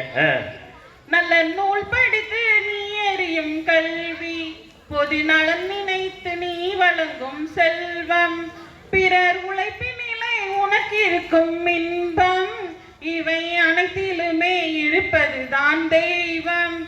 இதோ எந்த தெய்வம் முன்னாலே நான் ஒரே ஒரு புன்னகையில் கண்டேனே, பாசமுள்ள பார்வையிலே கடவுள் வாழ்கிறான், அவன் கருணையுள்ள நெஞ்சினிலே கோவில் கொள்கிறான். இப்படி பாட்டை எழுதி வச்சுட்டு போயிட்டாங்க. ஆனா இன்னைக்கு பாசம் இருக்கா இல்ல கருணை தான் இருக்கா? எதுவுமே இருக்கிறது இல்ல நடுவர்களே. அதனால நம்ம எல்லாருமே வந்து கோவில் தான் நிலைத்த நிம்மதியை கொடுக்குதுன்னு கோவிலை தேடி போயிட்டு இருக்கோம். அம்மா, அன்னைக்கு மந்த மாரியம்மா பூக்குளிக்கு எங்க இருந்தாலும் இங்க வந்து பார்த்து சாமி கும்பிட்டு இருக்கிறோம். காரணம் என்னன்னா பாசம் கருணை எதுவும் கிடைக்காம தான் இங்க வந்து மன்றாடிக்கிட்டு இருக்கோம். தீய கூட பூவா நினைச்சு இங்க வந்து வேண்டி வந்து நாளைக்கு வெள்ளிக்கிழமை இறங்க போறாங்க நடுவர்களே. அதெல்லாம் இவங்க நோட் பண்ணணும். தீய கூட பூ மாதிரி பூ மிதிக்குதுன்னு சொல்றாங்க, தீ மிதிக்குன்னு சொல்லல. ஆமா, ஆனா ஒரு நாளைக்கு உங்க வீட்டுல பூ வாங்காம போங்க, வீடு தீயா பிடிச்சிரும். நடுவர்களே, இன்னைக்கு ஒரு ஒரு படம் பாத்தீங்கன்னா 9 ரூபாய் நோட்டுன்னு ஒரு படம். 9 ரூபாய் நோட்டு. ஆமா, அதுல வைரமுத்து அவர்கள் எழுதுனது. அதுல பாத்தீங்கன்னா என்ன, ஆடு வளர்த்தா தோல் தான் மிச்சம், ஆடு வளர்த்தா தோல் தான் மிச்சம், மாடு வளர்த்தா சாணி தான் மிச்சம், கோழி வளர்த்தா முட்டை தான் மிச்சம், குழந்தை வளர்த்தா கோமணம் தான் மிச்சம் அப்படின்ற நிலைமையில இன்னைக்கு இருக்கிறோம் நடுவர்களே. பாருங்க வைரமுத்து எப்படி இருக்காரு, குழந்தை வளர்த்தா கோமணம் தான் மிச்சமா. பிள்ளைய பெத்துக்கிட்டதுக்கு நேரம். இன்னைக்கு அன்றாட சூழ்நிலை அந்த மாதிரி இருக்குது, குடும்பத்துல அப்படி இருக்குது. நடுவர்களே, எங்க வீட்டுல கூட என் கணவர் வந்து சுவாமியே சரணமையப்பான்னு சொல்லிட்டு மாலையெல்லாம் போட்டு விரதம்லாம் இருந்தாரு. ரொம்ப பயபக்தியோட இருந்தாரு. காரணம் என்னன்னு தெரியல. சரி, அவரும் வேண்டிட்டாரு, நம்மளும் கூட சேர்ந்து வேண்டுவோம். நாங்களும் சாமி கும்பிட்டு 48 நாள் விரதம் போய்கிட்டு இருந்துச்சு. சரி, அவர் திடீர்னு 48 நாள் விரதத்தை 60 நாள் கண்டினியூ பண்றேன்னு சொல்லிட்டாரு நடுவர்களே. என்ன ஐயப்பன் வந்து மனசை மாத்திட்டாரோ? ஆமா நடுவர்களே, இப்படி ஒரு பகிரங்கமான ஒரு மாற்றமா இருக்கே, என்னன்னு தெரியலன்னு சொல்லி கேட்டா அவர் ஒரே வார்த்தையில சொல்றாரு நடுவர்களே, ஏமா நான் மாலை போட்டிருக்கும் போதுதான் நீ வந்து சாமி வாங்க சாமி, சாமி உட்காருங்க சாமி, சாமி சாப்பிடுங்க சாமி அப்படின்னு ஒரு பணியோட மரியாதையை நடத்துறோமா அப்படின்னு சொல்லி சொல்றாரு. மாலை போடுறதுக்கு முன்னாடி எருவ மாடை வந்து தின்னுன்னு சொன்ன வாயி, மாலை போட்டோடனே சாமி வாங்க விரத விட வாங்க, சாமி உட்காருங்க, சாமி அப்படின்னு காலில் எல்லாம் விழுந்து கொண்டு கூட ஒரு மரியாதை மாலை போட்டப்ப கிடைச்சிச்சியா? வீட்டுல இருக்கும்போது கிடைச்சிச்சா? கோவிலுங்கிற ஒரு புனிதமான மாலை போட போய் தான் கிடைச்சிச்சுன்னு அருமையா சொல்லிருக்காங்க. ஆமா நடுவர்களே, இன்னைக்கு பாத்தீங்கன்னா ஒரு குடும்பத்துல நிம்மதியா கணவன் மனைவி பேச கூட முடியறது இல்ல. நம்ம பேசவே முடியாது, பேசினா எங்க நிம்மதி இருக்கும்? மேல பேசிக்கிட்டு இருக்கோம் நடுவர்களே. என்ன ஏமா இப்படி இது வாங்கிருக்கோமா அப்படி இதை பேசிட்டு இருக்கும்போது என்னம்மா அங்க சத்தம், கீழே இருந்து ஒரு வாய்ஸ், என்னம்மா அங்க சத்தம், என்னம்மா சும்மா பேசிக்கிட்டு இருந்தேன் மாமா அப்படிங்கிற மாதிரி. இன்னைக்கு பேசுறதுக்கு கூட நிம்மதி இல்ல நடுவர்களே. ஒரு குடும்பத்துல அப்படி இருக்கா, பேச கூட முடியல, பேச கூட டைம் இல்லாம இன்னைக்கு எல்லாரும் சுத்திக்கிட்டு இருக்காங்க. இன்னைக்கு நாடகங்கள் வந்து நிறைய பேர் வரலன்னு நினைக்கிறேன். ஏன்னா அவங்கள நாடகம் பார்த்துட்டு இருக்காங்க. சன் டிவி, விஜய் டிவி, எல்லா டிவிலையும் போடுற நாடகத்தை பார்த்து கெட்டு போயிருக்காங்க நடுவர்கள். அதுல பாத்திருக்கீங்களா, நிறைய குடும்பத்தை முதல்ல காமிப்பாங்க. அந்த குடும்பத்தில் உள்ள மக்கள் எல்லாமே என்ன செய்வாங்கன்னு தெரியுமா நடுவர்களே? ஒண்ணு மாமியார் இப்படி போயிடணும்னு ஒருத்தி வேண்டுவா, இன்னொருத்தி மருமக டிசைனா பிளவுஸ் போட்டு வர்றாளே இவளை என்ன செய்யறதுன்னு அவ வந்துட்டு யோசிப்பா. இப்படியே மாத்தி மாத்தி கெட்டது நினைச்சுக்கிட்டே இருப்பாங்க நடுவர்களே. ஒரு மாசம் கழிச்சு நம்மளுக்கும் அந்த எபிசோட பார்த்து பார்த்து பழகிரும். சரி, இன்னைக்கு ஒரு அழுகை இருக்கு, இன்னைக்கு ஒரு சிரிப்பு இருக்குன்னு உட்கார்ந்து இருப்போம். கடைசிக்கு ஒரு மாசம் கழிச்சு பாத்தீங்கன்னா அந்த குடும்பத்தில் உள்ள எல்லாரும் நம்ம வீட்டுல என்னமோ கெட்டதா நடக்குது.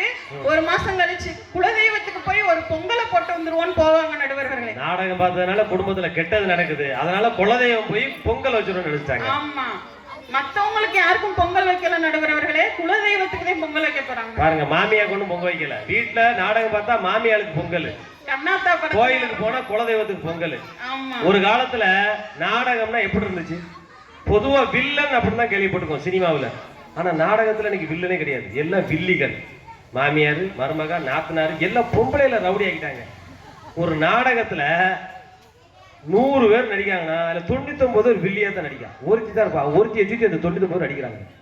ஏன்னா பெண்களுக்கு 100% வில்லியா நடிக்கக்கூடிய ஒரே வாய்ப்பு நாடகத்துல மட்டும் தான் கிடைக்கும். எனக்கு தெரிஞ்சு இடஒதுக்கீடு 33% கூட இல்ல, 100% நடிகைகளுக்கு கொடுத்து, அதுவும் வில்லிங்கிற கேரக்டர் கொடுத்து நடிக்க வைக்கிறது நாடகம் தான் நினைக்கிறேன்.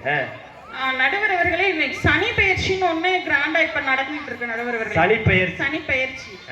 ஆமா, இப்ப கணவன் மனைவி போகும்போது மனைவி கால்ல, அதாவது கல்யாணம் முடிஞ்ச புதுசுல மனைவி கால்ல லேசா கல் தட்டின உடனே கணவர் சொல்றாரு, சனியம் பிடிச்ச கல்லே ஏன் மனைவி மேல வந்து மிதிச்ச எட்டி உழைச்ச அப்படின்னு சொல்லி அந்த கல்லை தூக்கி எறிவார். புது பொண்டாட்டி கால்ல கல்லு பட்டவனே சனியம் பிடிச்ச கல்லுன்னு கல்ல வச்சிருக்காரு. ஆமா, அதே இது ஒரு 4 வருஷம் கழிச்சு பாத்தீங்கன்னா சனியம் பிடிச்சவளை பார்த்து வர வேண்டியதானடி, அந்த கல்லு கிடக்குறது தெரியாதான்னு கேக்குறாரு. பாருங்க, 4 வருஷத்துல சனி பெயர்ச்சி எப்படி ஆயிருக்குது? கல்லுல இருந்த சனி பெயர்ச்சி பொண்டாட்டியை நோக்கி போயிருச்சு.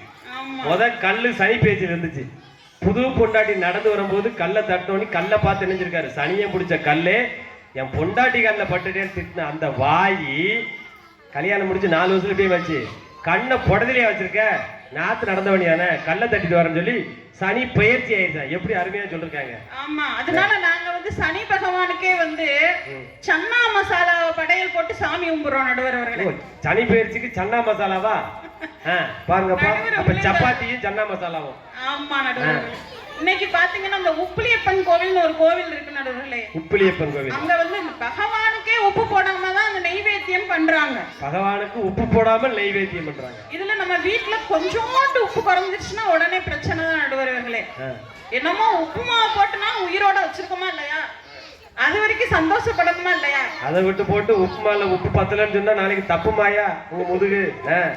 உப்புமா இது ரொம்ப தப்புமான்ற மாதிரி ஆயிரும் நடுவர்களே. ஐயா, இன்னைக்கு வந்து நாங்க வந்து இந்த எதிரணியை பார்த்து கேக்குறேன், நாங்க நெத்தியில தான் பட்டையும் நாமத்தையும் போட்டு கோவில்ல சுத்துவோம். அவங்க குடும்பத்துல இருக்கவங்க பாத்தீங்கன்னா அடுத்தவங்களுக்கு தான் பட்டையும் நாமத்தையும் போட்டு சுத்திக்கிட்டே இருப்பாங்க நடுவர்களே. ஆமா நடுவர்களே, இன்னைக்கு கோவில்ல என்ன ஆச்சு அப்படின்னா அர்ச்சனை ரொம்ப கூடி போச்சு நடுவர்களே. கோவில்ல அர்ச்சனை காரணம் என்னன்னா வீட்டுல பிரச்சனை கூடி போச்சு. குடும்பத்துல பிரச்சனை கூடுனனால கோயில்ல அர்ச்சனை கூடி போச்சு. இன்னைக்கு காலகட்டத்துல பாத்தீங்கன்னா நடுவர்களே 5 முக விளக்கு வந்து ஒரு மருமகளை கூப்பிட்டு மாமியார் வந்து ஏத்த சொல்றாங்க நடுவர்களே. காரணம் என்னன்னா ஒரே தீக்குச்சி, ஒத்த குச்சியை வச்சு அந்த 5 முகத்தையும் எந்த மருமகை ஏத்துறாங்களோ அவங்கதான் சிறப்பா நம்ம வீட்டை நிர்வகிக்க வந்தவங்கன்னு முடிவு பண்ணுவாங்க. இன்னைக்கு அந்த காலகட்டம்லாம் போய் எல்லாம் லைட்டர் வாங்கிட்டாங்க நடுவர்களே. 5 முகத்தையும் பச்சைக்குன்னு ஏத்திடுறாங்க. ஏத்தின உடனே கணவர் உடனே பார்த்துட்டு ரொம்ப பெருமையா, எங்க வீட்டு குத்து விளக்கு நீ கிடைச்சா என் வாழ்க்கை குத்து அப்படின்னு பாடிட்டு திரியிறாங்க நடுவர்களே. லைட்டரை வச்சு போட்டா பாட்டு போடுறாரு. ஆமா, இதுல பாத்தீங்கன்னா சரி வீட்டுல போய் ஒரு சாமி பாட்டு போட சொல்றாங்க மகன்கிட்ட. சாமி பாட்டு போட சொன்னா அவர் என்ன செய்யறாரு, விக்ரமும் திரிஷாவும் நடிச்ச சாமி பாட்டு, அந்த பாட்டை போட்டு இந்த மாதிரி விக்ரமும் திரிஷாவும் நடிச்ச சாமி பாட்டை போட்டு இன்னைக்கு எது சாமி பாட்டுன்னே தெரியாத அளவுக்கு குழந்தைங்களை வளர்த்துக்கிட்டு இருக்காங்க நடுவர்களே. அதனால நம்ம வந்து என்ன செய்யணும் அப்படின்னா, கடைசியா ஒரு விஷயத்த சொல்லிட்டு நான் முடிச்சுக்கிறேன் நடுவர்களே. கி ராஜநாராயணன் அவர்கள் எழுதிய காய்ச்ச மரம் அப்படிங்கிற ஒரு கதையில என்ன சொல்லியிருக்காங்கன்னா, அதாவது காய்ச்ச மரம்னா என்னன்னு தெரியுமா நடுவர்களே? காய்ச்ச மரம்னா காஞ்சி இருக்கக்கூடிய மரம் தானே? இல்ல நடுவர்களே, மரத்துல எல்லா காய்கறியும் எல்லாம் காய்ச்சி முடிச்சதுக்கு அப்புறம் கடைசி அந்த மரத்தை யாருமே கண்டுக்க மாட்டாங்க.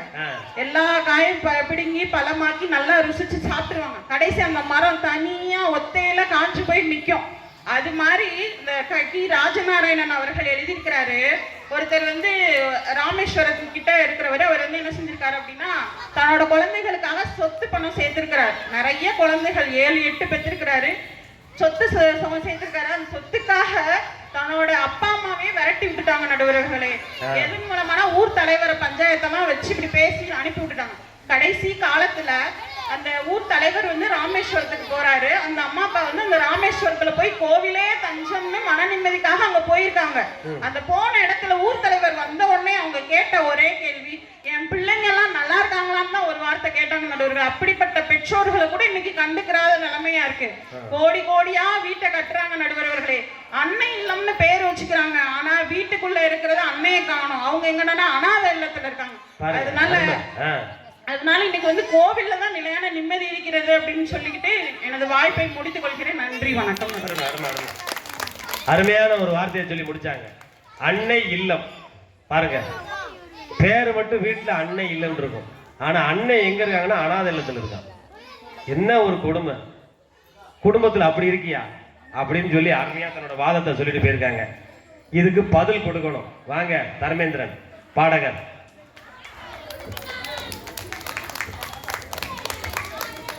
ஐயா தெரியுறேனா வெளியே? ஏன் நடுவுகளை எங்க வேணாலும் எனக்கு மட்டும் இப்படி நடக்கும் இல்ல சதி, எதிர்கட்சியின் சதி. இதை கொஞ்சம் உயரம் கம்மியா பண்ண கூடாதா? எங்க வேணாலும் ஏன் முகம் மட்டும் தெரிய மாட்டேன். நீங்க வளர்ந்துருவீங்களோ சொல்லி எதிர்கட்சி செஞ்ச சதியா இது? இவங்க செஞ்ச சதி. உலகம் முழுக்க 19,000 மொழிகள் ஏறத்தாழ இருந்தாலும் அதில் 6 மொழிகள் மட்டுமே உலக செம்மொழியாக அறிவிக்கப்பட்டது. அதிலும் 4 மொழிகள் புழக்கத்தில் இல்லாமல் 2 மொழிகள் மட்டுமே மக்கள் அன்றாடம் புழங்கும் மொழியாகவும் உயிர்ப்போடு வாழும் மொழியாகவும் இருக்கிறது. அதிலும் அதிக அறக்கருத்துக்களை கூறும் நம்முடைய தமிழ் மொழியை முதற்கண் வணங்கி எல்லாம் வல்ல மந்தை மாரியம்மனை வணங்கி, தாயிற் சிறந்த கோயிலும் இல்லை, தந்தை சொல்மிக்க மந்திரம் இல்லை, 1000 உறவில் பெருமைகள் இல்லை, அன்னை தந்தையே அன்பின் எல்லை. தாயிற் சிறந்த கோயிலும் இல்லை, தந்தை சொல்மிக்க மந்திரம் இல்லை. குடும்பத்தில் இருக்கக்கூடிய என்னுடைய தாய் தந்தையரை வணங்கி இந்த பட்டிமன்றத்தை என்னுடைய கட்சிக்கு நான் இங்க பாருங்க, இப்பதான் எலெக்ஷன் முடிஞ்சிருக்கு, கட்சினே என்னுடைய அணிக்கினுடைய பேச்சை தொடங்குகின்ற நடுவர் அவர்களே. நடுவர்களே, நான் என்னென்னலாம் பேச நினைச்சு வந்தனோ அதெல்லாம் நீங்க பேசுறீங்க. உண்மையிலேயே மிக திறமையாக இந்த கோயில் இருக்கிற இந்த சந்தன மாரியம்மனுக்கும் மந்தை மாரியம்மனுக்கும் இந்த இரு சமுதாயத்திற்கும் உள்ள உறவை மிக தெளிவாக நல்லா நீங்க ஆராய்ந்து நல்லா விசாரித்து நல்லா பேசிருக்கீங்க. அதற்கு முதலில் நடுவர் அவர்களுக்கு எங்களுடைய வாழ்த்துக்களையும் பாராட்டுகளையும் நன்றிகளையும் தெரிவித்துக் கொள்கின்றோம். நடுவர் அவர்களே, நல்ல ஒரு தீர்ப்பு. அதற்கு முன்பாக நம்ம நிறைய ஊருக்கு போயிருக்கோம், பெரியவங்க முன்னாடி உட்கார்ந்து இருக்கிறத நீங்க பார்த்திருப்பீங்க. ஆனா இந்த ஊர்ல பாத்தீங்களா, இந்த குழந்தைங்க முன்னாடி உட்காந்துட்டு எவ்வளவு அழகா ரசிச்சுட்டு இருக்காங்க பாத்தீங்களா? அதுதான் எனக்கு பயமே. ஏன் நடுவர் அவர்களே? ஏன்னா பெரிய ஆள்லாம் காணும், அவங்களுக்குள்ள நிறைய செங்கல் வேற கிடக்கு, எங்க எடுத்து எரிஞ்சிருவாங்களோன்னு பயமா இருக்கு. அதுக்காகத்தான் இவங்களை உட்கார வச்சிருக்கு, பாதுகாப்பு உட்கார வச்சிருக்கு. எவ்வளவு அருமையா உண்மையில நல்லா கவனிக்கிறாங்க நடுவுல, கவனிச்சு அதுக்கு கமெண்ட்ரி வேற கொடுக்குறாங்க. அருமை அருமை. இப்படிப்பட்ட ஒரு அருமையான இந்த அறிவார்ந்த இந்த குழந்தை செல்வங்களுக்கு நம்முடைய அருமையான ஒரு கைத்தட்டல், குழந்தைகளுக்கு ஒரு கைத்தட்டல். அடுத்ததாக நம்மளை எவ்வளவு பெரிய விருந்தோம்பல் பண்பு பார்த்தீங்களா? நம்மளை வந்தவங்களை மேடை போட்டு அதுலயும் சேர் போட்டு உட்கார வச்சுட்டு சொந்த ஊருக்காரங்க தரையில உட்கார்ந்து நம்மளை ரசிச்சுட்டு இருக்காங்கன்னா எவ்வளவு பெரிய அருமையான பண்புடையவர்கள் இந்த மக்கள். அந்த மக்களுக்கு எங்களுடைய பட்டிமன்ற குழுவின் சார்பாக மீண்டும் ஒரு நன்றியை தெரிவித்துக் கொள்கின்றோம். நடுவர்களே, 5 நிமிஷம் கூடுதலா தரணும். இதுல எனக்கு 5 நிமிஷம் கொடுங்க. ரைட், வாங்கிக்கோங்க. சரி நடுவர் அவர்களே, குடும்பத்துல எல்லாம் குழப்பம் வந்துரும். நல்லதொரு அருமையான தலைப்பை நீங்கள் அருளி இருக்கிறீர்கள். இன்றைக்கு நம் வாழ்வில் நிலைத்த நிம்மதியை தருவது குடும்பமா கோயிலா? நம்முடைய கோயிலுடைய அமைப்பு முறை, இப்ப நம்ம மந்தை மாரியம்மனுடைய நீங்க கூட சொன்னீங்க, வந்த உடனே மந்தை மாரியம்மனை பார்த்தா குழந்தை மாதிரி எவ்வளவு அழகா சிரிச்சுக்கிட்டு இருக்கா அம்மா அப்படின்னு சொன்னீங்க. அம்மா, அதுக்கு காரணம் என்ன தெரியுமா நடுவர் அவர்களே? நீங்க நுழையும் போதே பாருங்க, நுழையும் போது அங்கனக்குள்ள பிள்ளையார் அம்மாவோட புள்ள, இந்த பக்கம் பாருங்க அங்க ஒரு முருகன், அங்க ஒரு முருகன், அங்க அம்மாவோட புள்ள, அது புள்ள, அந்த பக்கம் ஐயப்பன், அது அம்மாவோட புள்ள, அல்ல புள்ள, அதுக்கு முன்னாடி அம்மாவோட அக்கா தங்கச்சி ஒரு சாமி இருக்கு, இந்த பக்கம் ஒரு சாமி இருக்கு, அது அம்மாவோட அக்கா தங்கச்சி. அப்ப இருந்து நமக்கு என்ன தெரியுது? குடும்பத்தோட வாழ்ந்தா தாண்டா எனக்கே சந்தோஷம் கிடைக்குது. நீங்களும் குடும்பத்தோட வாழுங்கடான்றத உணர்த்திருக்காங்க இந்த அம்மா. இந்த 3 பேர் அது தெரியாம குடும்பத்தை விட்டு போட்டு வந்திருக்குது. இந்த 3 பேர் குடும்பத்தை விட்டு போட்டு வந்துட்டு கோயில்ல தான் நிம்மதி கிடைக்கும் பேசுறது. அம்மா மட்டும் இல்ல, அப்பாவும் அப்படித்தான். அப்பானா யாரு? நம்ம பரமசிவன். அவரும் பாருங்க, அவரெல்லாம் அவரை அவர் பாருங்க, அவருக்கு எத்தனை அவர் கல்யாணம் முடிக்காம இருக்காரு நடுவர் அவர்களே. அது கல்யாணம் முடிச்சிருக்கல. நம்ம சமயத்துல பாத்தீங்கன்னா பெரும்பாலும் ஐயப்பனை தவிர பெரும்பாலும் இருக்கிற சாமிகள் எல்லாமே கல்யாணம் முடிச்சதுதான். அது ஒண்ணு கிடையாது. அவங்க மட்டும் நிம்மதியா இருக்க முடியுமா என்ன? அது ஒண்ணு கிடையாது. ரெண்டு சிவனை பாருங்க, அந்த ரெண்டுக்கு ஒரு வித்தியாசம் இருக்கு மாப்ள. அந்த ரெண்டு, அதாவது ஒரு ஆளு ஒரு கல்யாணம் முடிச்சாம்னா பொண்டாட்டியும் புருஷன் சேர்ந்து மல்லு கட்டணும். ரெண்டு கல்யாணம் முடிச்சாம்னா அது ரெண்டு மல்லு கட்டிக்கிறதுக்கு ஈவன் நிம்மதி ஆயிடும். பெருமாளை பாருங்க, அவர் பக்கத்துல ஸ்ரீதேவி பூதேவின்னு. முருகனை பாருங்க, வள்ளி தெய்வான. நம்ம ஊர்ல தான் பிள்ளையாருக்கு இன்னும் கல்யாணம் ஆகல நினைச்சுட்டு இருக்கோம். வட மாநிலங்கள்ல சித்தி புத்தின்னு பிள்ளையாருக்கு 2 பொண்டாட்டி இருக்கு. அவர் அங்க விட்டு போட்டு தனியா வந்திருக்காரு. ஆமா. அதனால தெய்வங்களே குடும்பத்தோட தான் இருக்கணும் அப்படின்னு சொல்லும் போது இவங்க தெரியாம பேசிக்கிட்டு இருக்காங்க. அது மட்டும் இல்ல நடுவர்களே, நாளை மறுநாள் பூக்குழி நடக்க போகுது. பூக்குழி நடக்கும் போது நம்ம ஊர்ல இருக்க காளியம்மா, மாரியம்மா, இங்கிட்டு இருக்க வடக்காச்செல்லியம்மா, முத்தாளம்மா, வீரகாளியம்மா, சந்தனமாரியம்மா, இப்படி எல்லா சாமிகளும் அவங்களோட, அது மாதிரி கருப்பசாமி, மாடசாமி எல்லாமே இங்க இருக்கிற நம்ம காப்பு கட்டி இருக்க அம்மா மேலையும் ஐயா மேலையும் வந்து குடும்பத்தோட பூக்குழியில இந்த அக்னியில பூவா நினைச்சு இறங்கி வருவாங்களே, குடும்பத்தோட தான் அந்த சாமிகள் இறங்கி வருவாங்க. அப்படிப்பட்ட அருமையான திருவிழால வந்து இருந்துகிட்டு நீங்க குடும்பத்துல நிம்மதி இல்லைன்னு சொல்ல வந்திருக்கீங்க நடுவர்களே. அது கோயில்ல ரொம்ப நிம்மதி இருக்கான். கோயில்ல நம்ம போய் வேண்டுறோம்னு வச்சுக்கோங்க. இப்ப என்ன, கோயில்ல போய் யாராவது, நான் உட்பட கோயில்ல போய் ஆத்தா தாயே வந்த மாதிரி எல்லாரும் நல்லா இருக்கணும், எல்லாருக்கும் எல்லாமும் கிடைக்கணும், எனக்கு என்ன கிடைக்கணும் உனக்கு தெரியும், நீ பார்த்து எது கொடுத்தாலும் நான் ஏத்துக்கிறேன், எனக்கு நல்லா எல்லாத்துக்கும் நல்லா இருக்கணும்னு யாராவது வேண்டிக்கிறோமா? எனக்கு வீடு கொடு, காரு கொடு, பக்கத்து வீட்டுக்காரி அதை வாங்கிட்டா, எனக்கு மட்டும் இப்படி வச்சிருக்க, என் பிள்ளை கல்யாணம் முடிச்சு விடு, நல்ல பெரிய இடத்து சம்மந்தமா கொடு, இப்படித்தான் வேண்டிக்கிட்டு இருக்கேன் ஒழிய. அதை கேட்டா கூட பரவாயில்ல, எனக்கு இதை கொடு எனக்கு அதை கொடுன்னு கேட்டா கூட தப்பு கிடையாது. எடுத்து வீட்டுக்காரிக்கு அதை கொடுத்துறாதுன்னு கேட்க. அதே எங்க நடுவர் அப்படித்தான் பாயிண்ட் அப்படியே எடுத்து கொடுப்பாரு. அப்படித்தான் ஒரு அம்மா போய் சாமிகிட்ட சண்டை போடுறதுக்கு ஒரு குரூப் போகும். ஆமா, சாமி வர ஓரக்கண்ணு தெய்வமே, அவன் எவ்வளவு மோசமானவன், அவனுக்கு போய் இப்படி கொடுத்துருக்கீங்க, அவளை என்னாலதான் அடிக்க முடியல பக்கத்து வீட்டுக்காரிய, அவளுக்கு ஒரு மருமக வருவா, அவளாவது அவ கொண்டே அறுப்பான்னு பார்த்தா, அவளுக்கு இப்படி ஒரு தங்கமான மருமகளை கொடுத்துருக்கிய, நீ என்ன தெய்வமே அப்படின்னு சாமி வயிறு குரூப் போறோம். இப்படி எல்லாம் சாமி கூட வந்துட்டு நடுவர்களே, ஒருத்தன் கோயில்ல பயங்கரமா சதுரகிரி மலையில போய் தவம் பண்ணியிருக்கான். பயங்கரமான தவம் சதுரகிரியில. ஆமா, தவத்துக்கு மெச்சி சிவன் வந்துட்டாரு. மகனே வந்து விட்டேன், உனக்கு என்ன வர வேண்டுமே கேளு. சரி சரி சாமின்ட்டு அவன் வரம் கேட்கறதுக்கு வாயை திறந்துருங்க. சாமி எனக்குன்னு சொல்லியிருக்கான். அவர் ஏன் நிறுத்து, உனக்கு என்ன வர வேணாலும் தர்றேன், ஆனா நீ என்ன கேட்கறியோ அது மாதிரி உன் பக்கத்து வீட்டுக்காரனுக்கு 2 மடங்கு தருவேன். 2 மடங்கு என்ன? எப்படி? நீ ஒரு வீடு கேட்டேன்னா உனக்கு 2 வீடு தருவேன், நீ 10 ஏக்கர் கேட்டா உனக்கு 20 ஏக்கரா தருவேன். ஆமா. உடனே இவன் யோசிச்சுட்டு சொன்னேன் பாருங்க, ஐயா சாமி அப்ப எனக்கு ஒரு கண்ணு கூடாக்கிரு. எப்படி? அப்ப எப்படி சாமி எப்படி கேட்டிருக்கான்? சாமி சொல்லிருக்காரு, நீ என்ன கேட்டாலும் அதை 2 மடங்கா பக்கத்து வீட்டுக்காரனுக்கும் தருவேன். இவன் யோசனை எங்க போயிருக்கு பாருங்க. ஏன் ஒரு கண்ணை குருடாக்கிறதா என்ன அர்த்தம்? பக்கத்து வீட்டுக்காரனுக்கு 2 கண்ணு குருடாக்கி விட்டுருக்கு. வேண்டிக்கிட்டு கோயில்ல நிம்மதி இருக்குன்னு இவங்க சொல்றதுக்கு வந்து என்னையா அப்படி புழுக வந்துட்டீங்களா? விவரம் தெரியாம கோயில்ல வந்து மாட்டிக்கிட்டீங்களா?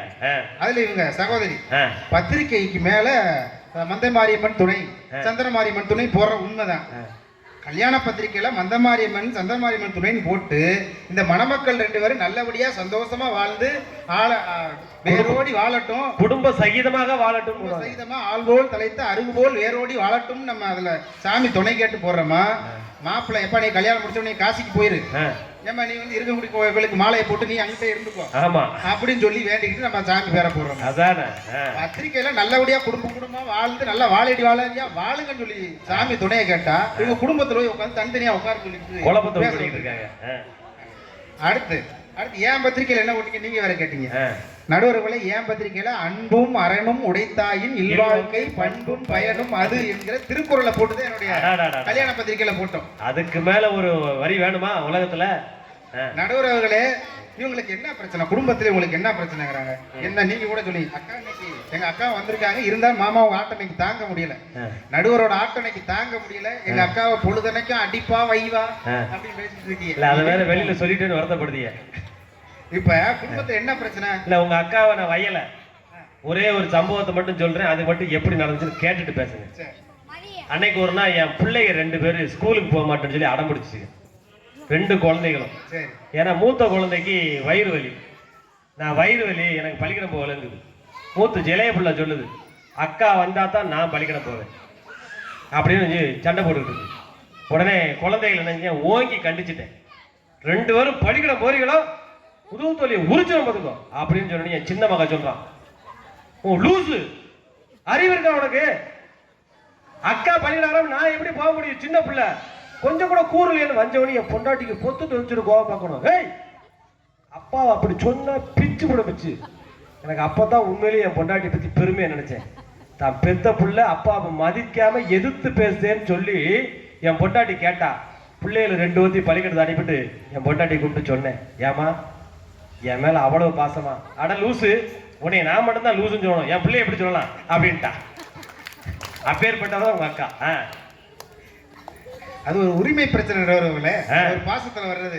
சரி இருக்கட்டும். இப்ப குடும்பத்தில் இவங்களுக்கு என்ன பிரச்சனைனா, புருஷன் பொண்டாட்டி கூட சண்டை வர்றாரு, பொண்டாட்டி புருஷன் கூட சண்டை, இதான பிரச்சனை. நடுவுல இந்த பிரச்சனை நமக்கு மட்டும் கிடையாது, ஆனானப்பட்ட சிவபெருமானுக்கே இந்த பிரச்சனை இருந்திருக்கு. நீங்க திருவிளையாடல் படம் எல்லாம் பார்த்திருப்பீங்க. அந்த அம்மா ஏதாவது பார்வதி சிவன் சொன்னதை பார்வதி கேட்டிருக்கா? தாட்சாயினி உன் அப்பா வீட்டுக்கு போக கூடாது அப்படின்னா அந்த அப்பா அப்படித்தான் நான் போவேன் அப்படி சண்டை ஓட்டு தான் நான் கடைசியில நீ நானும் சண்டை ஓட்டு ஒரு வழி சண்டை வரத்தான், குடும்பத்துல சண்டை வரத்தான் செய்யும். ஆனா இப்ப வந்து பெரும்பாலும் உங்க அப்பா வீட்டுக்கு போன்னு சொல்றாங்க, போக மாட்டேங்கானுங்க. நடுவர்களே நம்ம நாட்டிலே அது பரவாயில்ல, சிவபெருமன் அப்படி அப்படி ஒரு வீரமா காமிச்சிருப்பாங்க. இப்ப இந்த கலர்ஸ் தமிழ்ல ஒரு நாடகம் போடுறாங்க, சிவசக்தி திருவிளையாடல்னு. கலர்ஸ் தமிழ் டிவில. ஆமா, அதுல பார்த்தா சிவபெருமான் எந்த நேரமும் அழுதமணியமாக்க இருக்காரு. சிவபெருமான் அந்த அம்மா பாடா படுத்துது. யாரு? பார்வதி. அங்க எப்படின்னா, பார்வதி நீ அங்க போகாதே அப்படின்னா, சுவாமி அப்படித்தான் சுவாமி போவேன் அப்படிங்கிற அந்த அம்மா. அங்கே கால் வைக்காதே தேவி அப்படின்னா, சுவாமி என்னை மன்னித்துக் கொள்ளுங்கள் நான் அப்படித்தான் கால் வைப்பேன் அப்படின்னு. என்ன நம்ம குடும்பத்துல ஏழை போ அப்படித்தாண்டா இப்படித்தாண்டான்னு சண்டை ஓட்டுக்கிட்டு இருக்கோம். ஏடி அப்படித்தாண்டி எப்படி நம்ம சண்டை ஓட்டுக்கிட்டு இருக்கோம்? சிவபெருமான் கூடத்துல சுவாமி நான் தான் அப்படித்தான் சுவாமி போவேன் அப்படின்னு டீசெண்டா பேசி அங்க மரியாதையா சண்டை நடக்கு. நம்ம வீட்டுல மரியாதை இல்லாம சண்டை நடக்கும். இவ்வளவுதான் வித்தியாசமே தவிர சண்டை இல்லாத குடும்பம் சிவபெருமான் குடும்பத்திலேயே சண்டை தான் நடந்துகிட்டு இருக்கு. அதனால அப்ப என்னதான் பண்றது அப்படின்னா, நடுவர் அவர்களே ஒரு இங்க வந்திருக்க பெரியவர்களுக்கு, குடும்பத்தில் சண்டை வருது நினைக்கிற பெரியவர்களுக்கு என்னாலான ஒரு உபதேசம் என்ன, உண்மை என்னன்னா, ஹியூமன் இஸ் டு எர் அப்படின்னு ஒரு ஆங்கிலத்தில் ஒரு வார்த்தையை சொல்லுவாங்க. மனிதன் தவறுக்காகவே பிறந்தவன் தான், மனிதன் தப்பு செய்யறதுக்கு தான் பிறந்தவன். எல்லா மனுஷன்டையும் தப்பு இருக்கும். யாராவது 100% சரியான நாள் யாராவது இருக்குமா? அப்படி சொன்னா மனுஷனே இல்லைன்றாங்க. கிடையாது. அப்ப எல்லோரையும் குறைகளோடு ஏற்றுக்கொண்டு வாழ்வதுதான் வாழ்க்கை. தவிர அப்படி வாழ்ந்து பார்த்தா இந்த வாழ்க்கை நமக்கு இனிக்கும். ஆனா உங்களுக்கு எப்ப பார்த்தாலும் குறைதான் தெரியுது. காமால கடனுக்கு கண்டதெல்லாம் மஞ்சளாத்தான் இருக்கு. அதானங்க மஞ்சள் காமால மாதிரி இருக்கு. அப்படி இருந்துகிட்டு நீங்க குடும்பத்தை குறை சொல்லக்கூடாது, அப்படியே ஏத்துக்கணும். நீங்க சண்டை இல்லாத குடும்பத்தை இப்படி நினைச்சு பாருங்க. பொண்டாட்டி அடிச்சா கூட என்ன செய்யக்கூடாது, வெளியில மீசையை முறுக்கிக்கிட்டு ஜம்முன்னு வரணும். அதான் குடும்பம். உங்களுக்கு குடும்பம் நடத்த தெரியல. டெய்லி அவர் வாங்கிட்டு இருக்காரு, சட்டை கிழிஞ்சிருக்கு, என்னைக்காச்சும் வெளியில காட்டியிருக்காரா? நடுவர்களே, ஆணும் பெண்ணும் இயற்கையாகவே அறிவியல் பூர்வமாக வேறுபட்டவர்கள். ஆம்பளோட விருப்பம் வேற மாதிரி இருக்கும், பெண்ணோட விருப்பம் வேற மாதிரி இருக்கும். இப்போ உதாரணத்துக்கு சொன்னா, ஒரு ஜவுளி கடைக்கு போறோம்னு வைங்க, பொம்பளைய போனோடனே அழகா இருக்கு இந்த துணின்னு பார்ப்பாங்க, ஆம்பளை பொண்ணை விலையத்தையும் பரட்டி பார்ப்போம். ஐயோ இது வேண்டாம் அப்படின்னு சொல்லி. அப்ப ஆணுக்கும் பெண்ணுக்கும் இயற்கையிலேயே சிந்தனையில வேறுபாடு இருக்கு. அப்படி இருக்கு 2 பேர் சேர்ந்து வாழும் போது பிரச்சனை வரத்தான் செய்யும். அந்த பிரச்சனையை நம்ம சந்தோஷமாக மாத்திக்கிட்டு வாழ்றதா மனித வாழ்க்கையை தவிர அதை நம்ம குறை சொல்லிக்கிட்டு இருந்தா நம்ம வாழவே முடியாது. சரி, நீங்க இப்படி நினைச்சு பாருங்க, பிரச்சனையே இல்லாத ஒரு குடும்பம் இருக்குன்னு வச்சுக்கோங்க. புருஷன் கூப்பிடுறாரு, ஏய் இங்க வாடி, இந்த வாரங்க தான், ஏய் போடி, இந்த போறேங்க தான், ஏய் சோறாக்கி வேடி, இந்த வைக்கிறேங்க தான், குழம்பு ஊத்துறி, இந்த ஊத்துறேங்க தான், அதுல கொஞ்சம் விஷத்தை ஊத்துறி, இந்த ஊத்துறேங்க தான், சாப்பிட்டு சாப்பிட்டு சாவுங்க தான். இப்படி போனா ஒரு வாழ்க்கை நல்லா இருக்குமா? ஏழை லூசு போயில இருக்கிற விஷத்தை ஊத்த சொல்ற, ஏழை என் பிள்ளைகளை விட்டு எப்படியே போயிருவியாடா? நான் இருக்கிற விஷத்தை வைக்கணும், நான் ஊத்துற ரசமே விஷம் தானே இருக்கா சொல்லி சண்டை ஓட்டா வாழ்க்கை நல்லா இருக்குமா? என்ன சொன்னாலும் சரிங்க சரிங்க போட்டா அந்த வாழ்க்கை நல்லா இருக்குமா? நடுவர்களே, இன்னும் எனக்கு கொஞ்சம் 5 நிமிஷம். நடுவர்களே, திருவள்ளுவர் சொல்றாரு, இவர் மட்டும் சொல்ல, திருவள்ளுவர் சொல்றாரு, ஊடுதல் காமத்திற்கின்பம் அதற்கின்பம் கூடி முயங்க பெறும். சண்டை போட்டா தாண்டா குடும்பம் நல்லா இருக்கும்னு திருவள்ளுவரே சொல்றாரு. ஏன்னா அவர் சண்டை போட்டிருக்காரு. ஆமா, நம்ம நினைச்சுட்டு இருக்கோம் திருவள்ளுவருக்கு தாடி மீசையில வந்துச்சு ஒரு பெரிய சாமியார் நம்ம நினைச்சுட்டு இருக்கோம். அவர் எழுதி இருக்கிறதெல்லாம் பாத்தீங்கன்னா திருவள்ளுவர் எப்படி 10-15 கல்யாணம் முடிச்சு 20-40 பிள்ளைகளாவது பெற்றிருப்பாரு போல இருக்கு. அந்த அளவுக்கு எழுதியிருக்காரு. குடும்பத்தை பத்தி அப்படி எழுதி வச்சிருக்காரு. சரி, அதே மாதிரி நாலடியார் என்ன சொன்னா, உயர்ந்தாக்கா உப்புண்டான குடும்பத்துல சண்டை போடாம இருந்தேன்னா உப்பு இல்லாத குழம்பு எப்படி ருசியா இருக்குமா? அது மாதிரிப்பா சண்டை ஓடுறதுங்கிறது ஒரு குழம்புக்கு உப்பு போடுற மாதிரி. சண்டை வந்தா தானே அடுத்து நடக்கும். அப்ப சண்டை ஓட்டா தான் வாழ்க்கையே நல்லா இருக்கும்னு நம்ம பெரியவங்க சொல்லி கொடுத்துட்டு போயிருக்காங்க. நீங்க சண்டையை வரக்கூடாது சொல்லிட்டு போயிட்டு. நடுவர்கள் நம்முடைய திருவிழாவின் நோக்கமே என்னன்னா சொந்தம் பந்தம் எல்லாம் சேர்ந்து திருவிழா கொண்டாடுறது திருவிழாக்கே மதிப்பு. அதனால தானே ஒரு பாட்டு பாடி வச்ச நேத்து கூட இந்த படம் போட்டாங்க. சொந்தம் உள்ள வாழ்க்கை சொர்க்கத்துக்கு மேலே இதை விட்டு வேற எதுவும் வேணாம் ஐயா. சொந்தம் உள்ள வாழ்க்கை நீங்க சொந்தத்தோட கூடி இருந்தீங்கன்னா கடவுள் இருக்கிற சொர்க்கத்தை விட அதாங்க மேல. உங்களுக்கு அதை விட எங்க பெரிய கோயில் தேவைப்படுது, உங்களுக்கு அதை விட சொர்க்கம் என்ன தேவைப்படுதுன்னு இந்த பாட்டுல கேட்கறாங்க. நடுவர்களே, நீங்க குடும்பத்து கோயில்ல போனா மகிழ்ச்சி கிடைக்கும், நாங்க ஒத்துக்கிறோம். ஆனா குடும்பத்தோடு போனீங்கன்னா இரட்டிப்பான மகிழ்ச்சி கிடைக்கும்ன்றதான் எங்களுடைய வாதம். குடும்பத்தோடு திருவிழாவை கொண்டாடுங்க, அதுதான் குடும்பத்தோட சேர்த்து போங்க, தனியா போகாதீங்க. நடுவர்களே, சிவனுக்கு தாய் தந்தை என்ற உறவில உங்களுக்கு நல்லா தெரியும். சிவனுக்கு அவர்தான், அவருக்கு படைச்சவரும் கிடையாது, அவருக்கு ஆதியும் கிடையாது, அந்தமும் கிடையாது. சிவனுக்கு தாய் தந்தை கிடையாது. அதனால அவர் பட்ட அடி கொஞ்ச நஞ்சம் கிடையாது. செருப்பால் அடி வாங்கினாரு, கல்லால் அடி வாங்கினாரு, நம்மள மாதிரியே. சிவனுக்கு அத்தனை அடி விழுந்திருக்கு, கல்லால கம்பால இப்படி எல்லாம் பல அடிகள் விழுந்திருக்கு. என்னையோட கொஞ்சம் கம்மியா தான் வாங்கியிருக்காரு. அதனால ஒரு புலவர் சிவன் மேல இறங்கி ஒரு பாட்டு பாடுறாரு. தந்தை தாய் இருந்தால் உலகத்தில் உமக்கிந்த தாழ்வெல்லாம் வருமோ ஐயா. பெற்ற தந்தை தாய் இருந்தால் உலகத்தில் உமக்கிந்த தாழ்வெல்லாம் வருமோ ஐயா. கல்லால் ஒருவன் அடிக்க புலல் சிலிர்க்க காலில் செருப்பால் ஒரு வேடன் வந்தே உதைக்க வில்லால் ஒருவன் அடிக்க பூசாமல் ஒருவன் கை கோராரியால் வெட்ட கூட்டத்தில் ஒருவன் பித்தா பேயா என திட்ட. இப்படி அப்பா அம்மா இல்லாதனால உனக்கு இத்தனை பேர் அடிச்சு விட்டாங்களே சாமின்னு சிவபெருமான் மேல இறங்கி ஒரு புலவர் பாட்டு பாடினாரு. அதனாலதான் என்னவோ தெரியல, சிவபெருமானே சாதாரண மனித பிறவியாக இருந்த திருநாவுக்கரசரை அப்பரே நம்மள மாதிரி மனுஷ பிறவி சிவபெருமான் அப்பான்னு கூப்பிட்டாரு பாருங்க. அப்ப கடவுள் கூட உறவு முறை வச்சுதான் குடும்பத்தை உறவுதான் சொல்றாரு. கடவுளுக்கு கூட அப்பா அம்மாங்கிற உறவு தேவைப்படுது. அதே மாதிரி நம்மள மாதிரி சாதாரணமான ஒரு கிழவியா இருந்த காரைக்கால் அம்மையார அம்மையேன்னு கூப்பிட்டாரு. அப்ப என்னன்னா உலகத்தையே படைக்கிற கடவுளாக இருந்தாலும் கூட குடும்ப உறவு இறைவனுக்கும் தேவைப்படுகிறது. நடுவர்களை எல்லாவற்றுக்கும் மகுடம் வைத்தார் போல குழந்தை செல்வம் என்ற ஒன்று நீங்க கோயில்ல மட்டும் இருந்தா கிடைச்சிருமா?